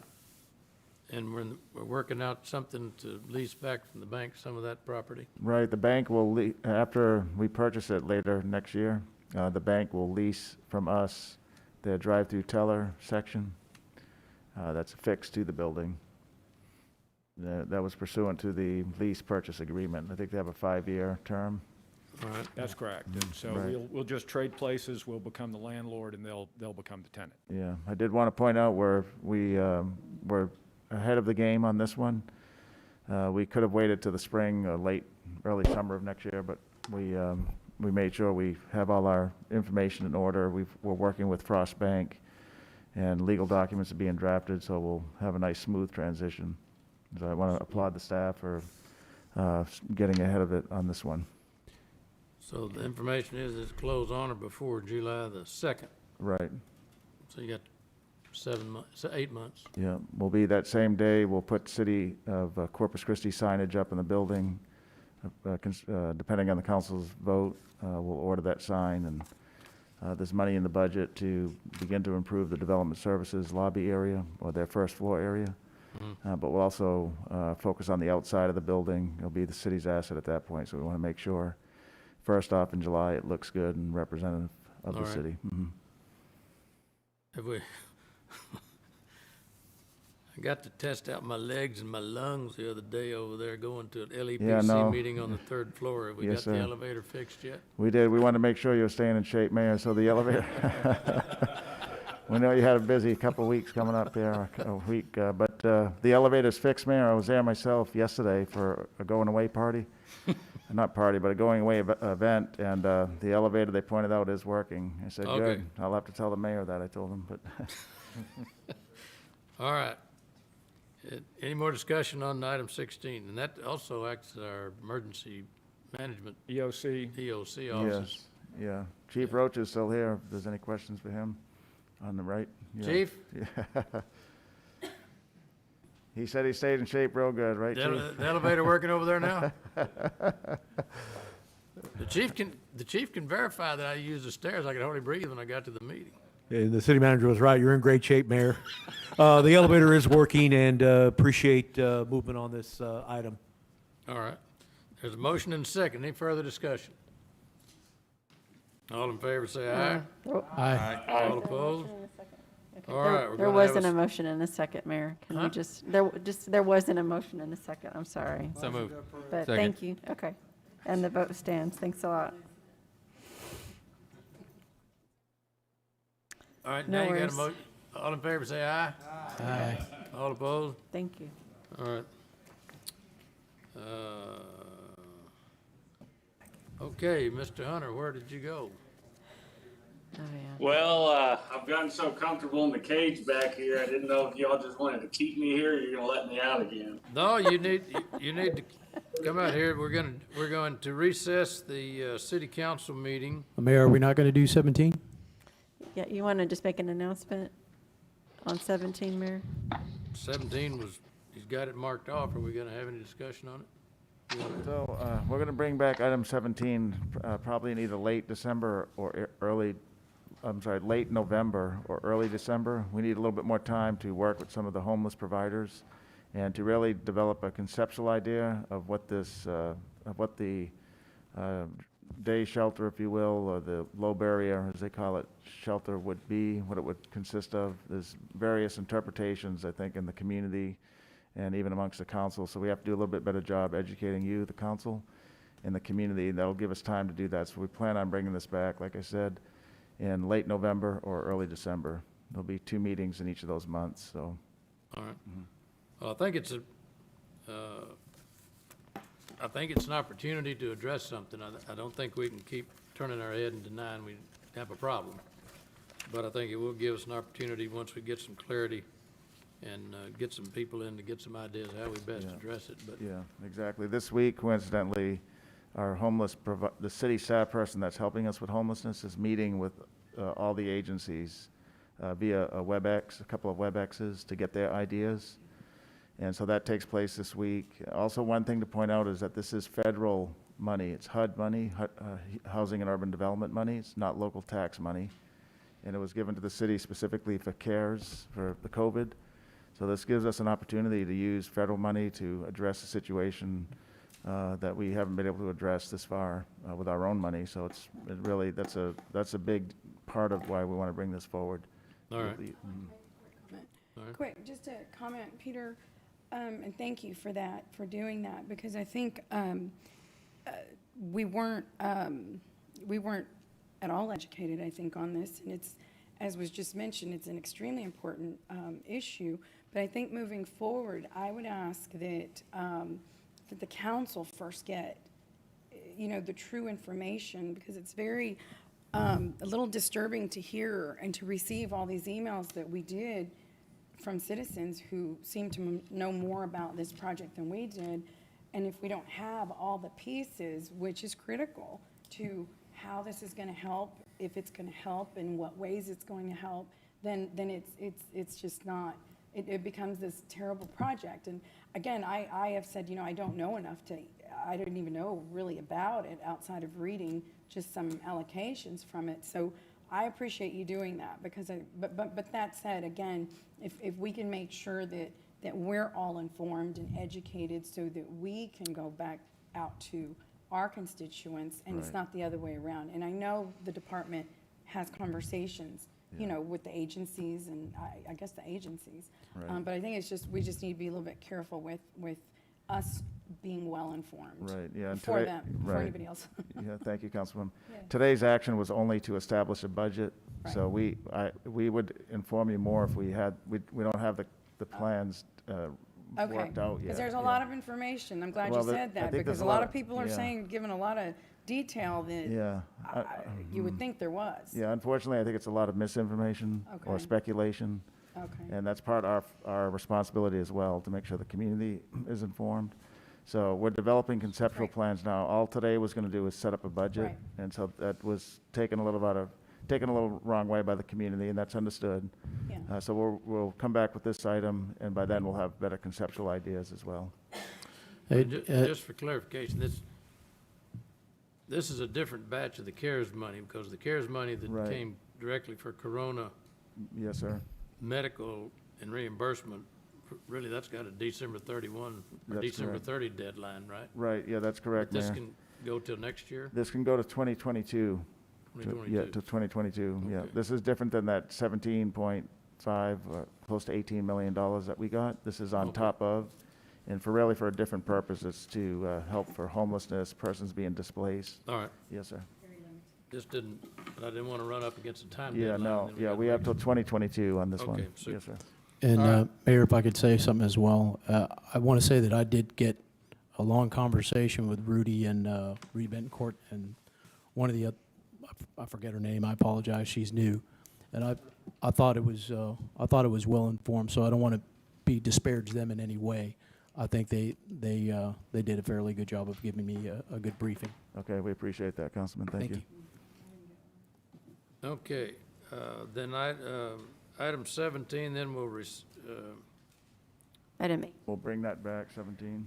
Mhm. Oh, I'm sorry. Yeah, 18, I think, is the last one, right? Yeah, item 18. so we'll recess the council meeting to go into the special board meeting of the Corpus Christi Housing Finance Corporation, right?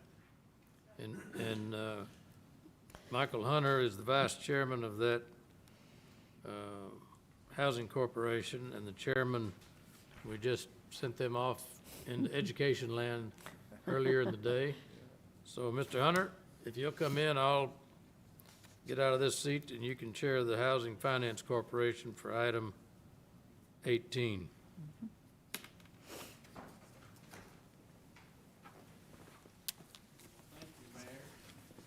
Come right in. I got it warmed up for you.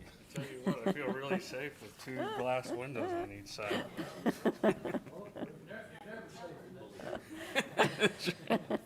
I know, if only I had a bank behind me to hand out some money.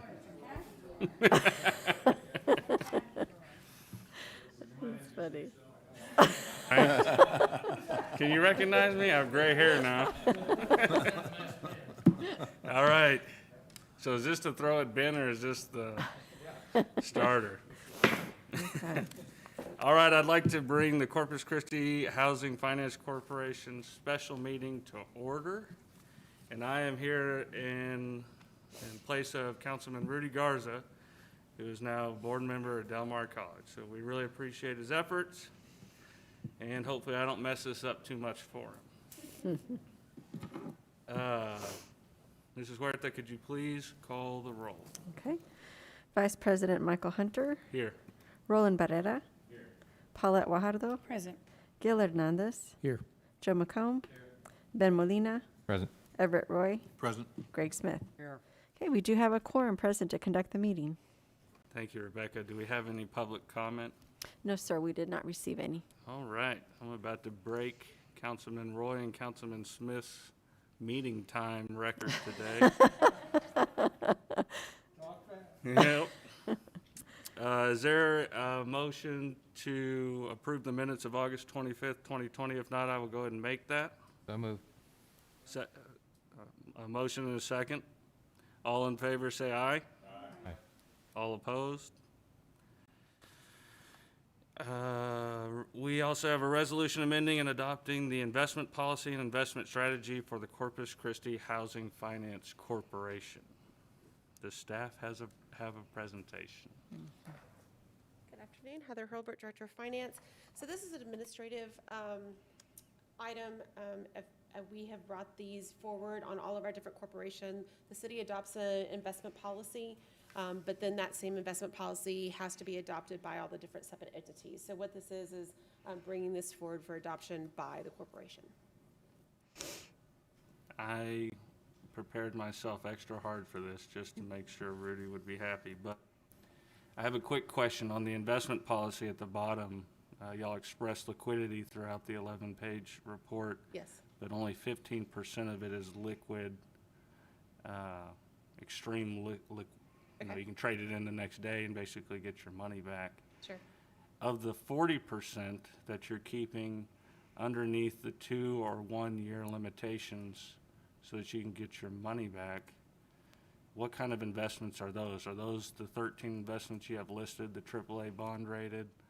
So the high, very high rated investments, okay. Yes, so these are all, all of our investments are guided by the Public Funds Investment Act, or PFIA. And so all of anything that we invest in has to guarantee that we will have a return of our principal. Since this is taxpayer money, bond money, things like that, we have to make sure, we have to ensure per PFIA that we do not put our principal at risk. And so it would, anything that's going to be on our liquid would be one of those investments that is allowed by PFA and then also by our investment policy. Thank you. I'll take this off. Rebecca, this is a question for you, I believe. It has listed board members, commissioners, and officers. Can you explain the difference between those? The board members is the makeup of the council.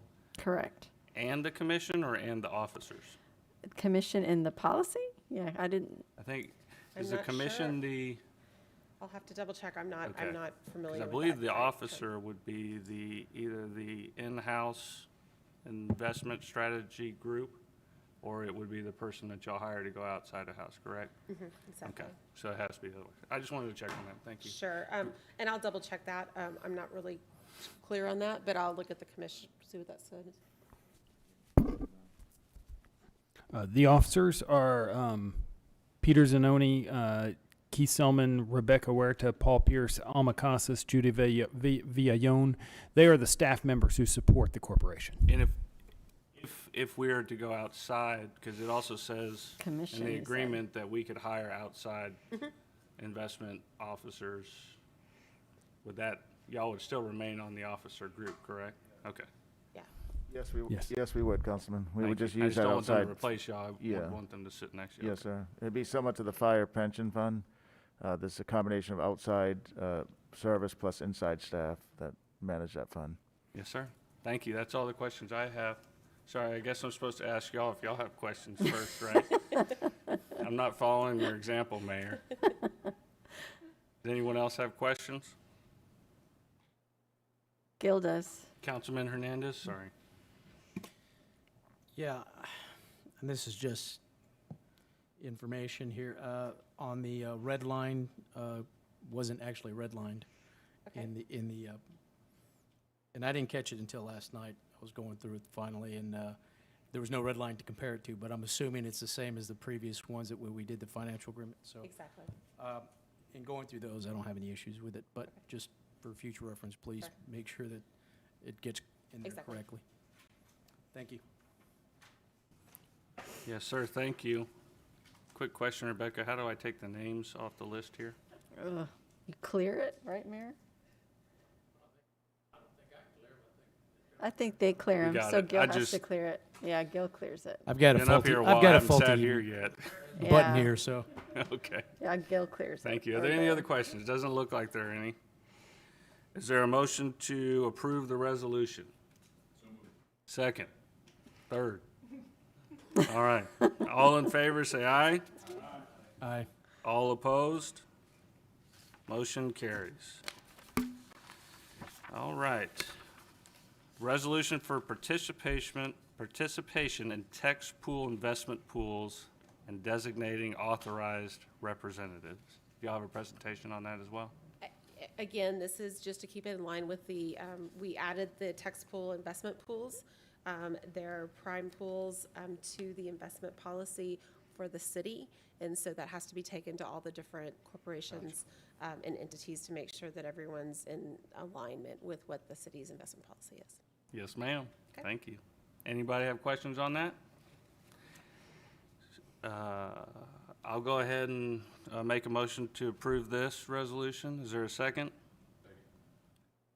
All in favor, say aye. Aye. All opposed, no. I guess I'm not supposed to say no after that, right? No, well, But you- I'm for it. And Yeah. then, to cap it off, I'm going to go ahead and adjourn this at world record timing under Vice Chair Hunter. Thank you, Michael. Mayor. Thank you, everyone. Back to the cage. Nice.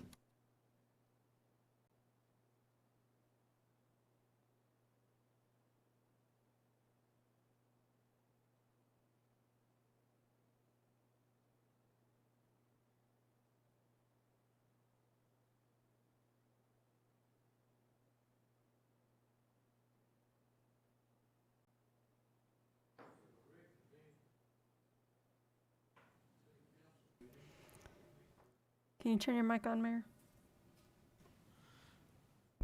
We'll reconvene the council meeting. And we've done 19. We've done 20.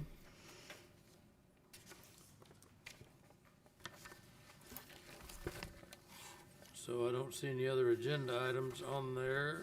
And anybody have any future agenda items other than what I think the manager said he would bring back to us at a later date on this homeless COVID money? Yes, sir. Yes, sir, that'll be coming back. All right. So if I don't see any nights for future agenda items, if that be the case, then the next council meeting will be November the 10th. That's correct, Mayor. November 10, no meeting next week. And then November 10, also November 17, there'll be just 2 in November. All right. So the 10th and the 17th. All right.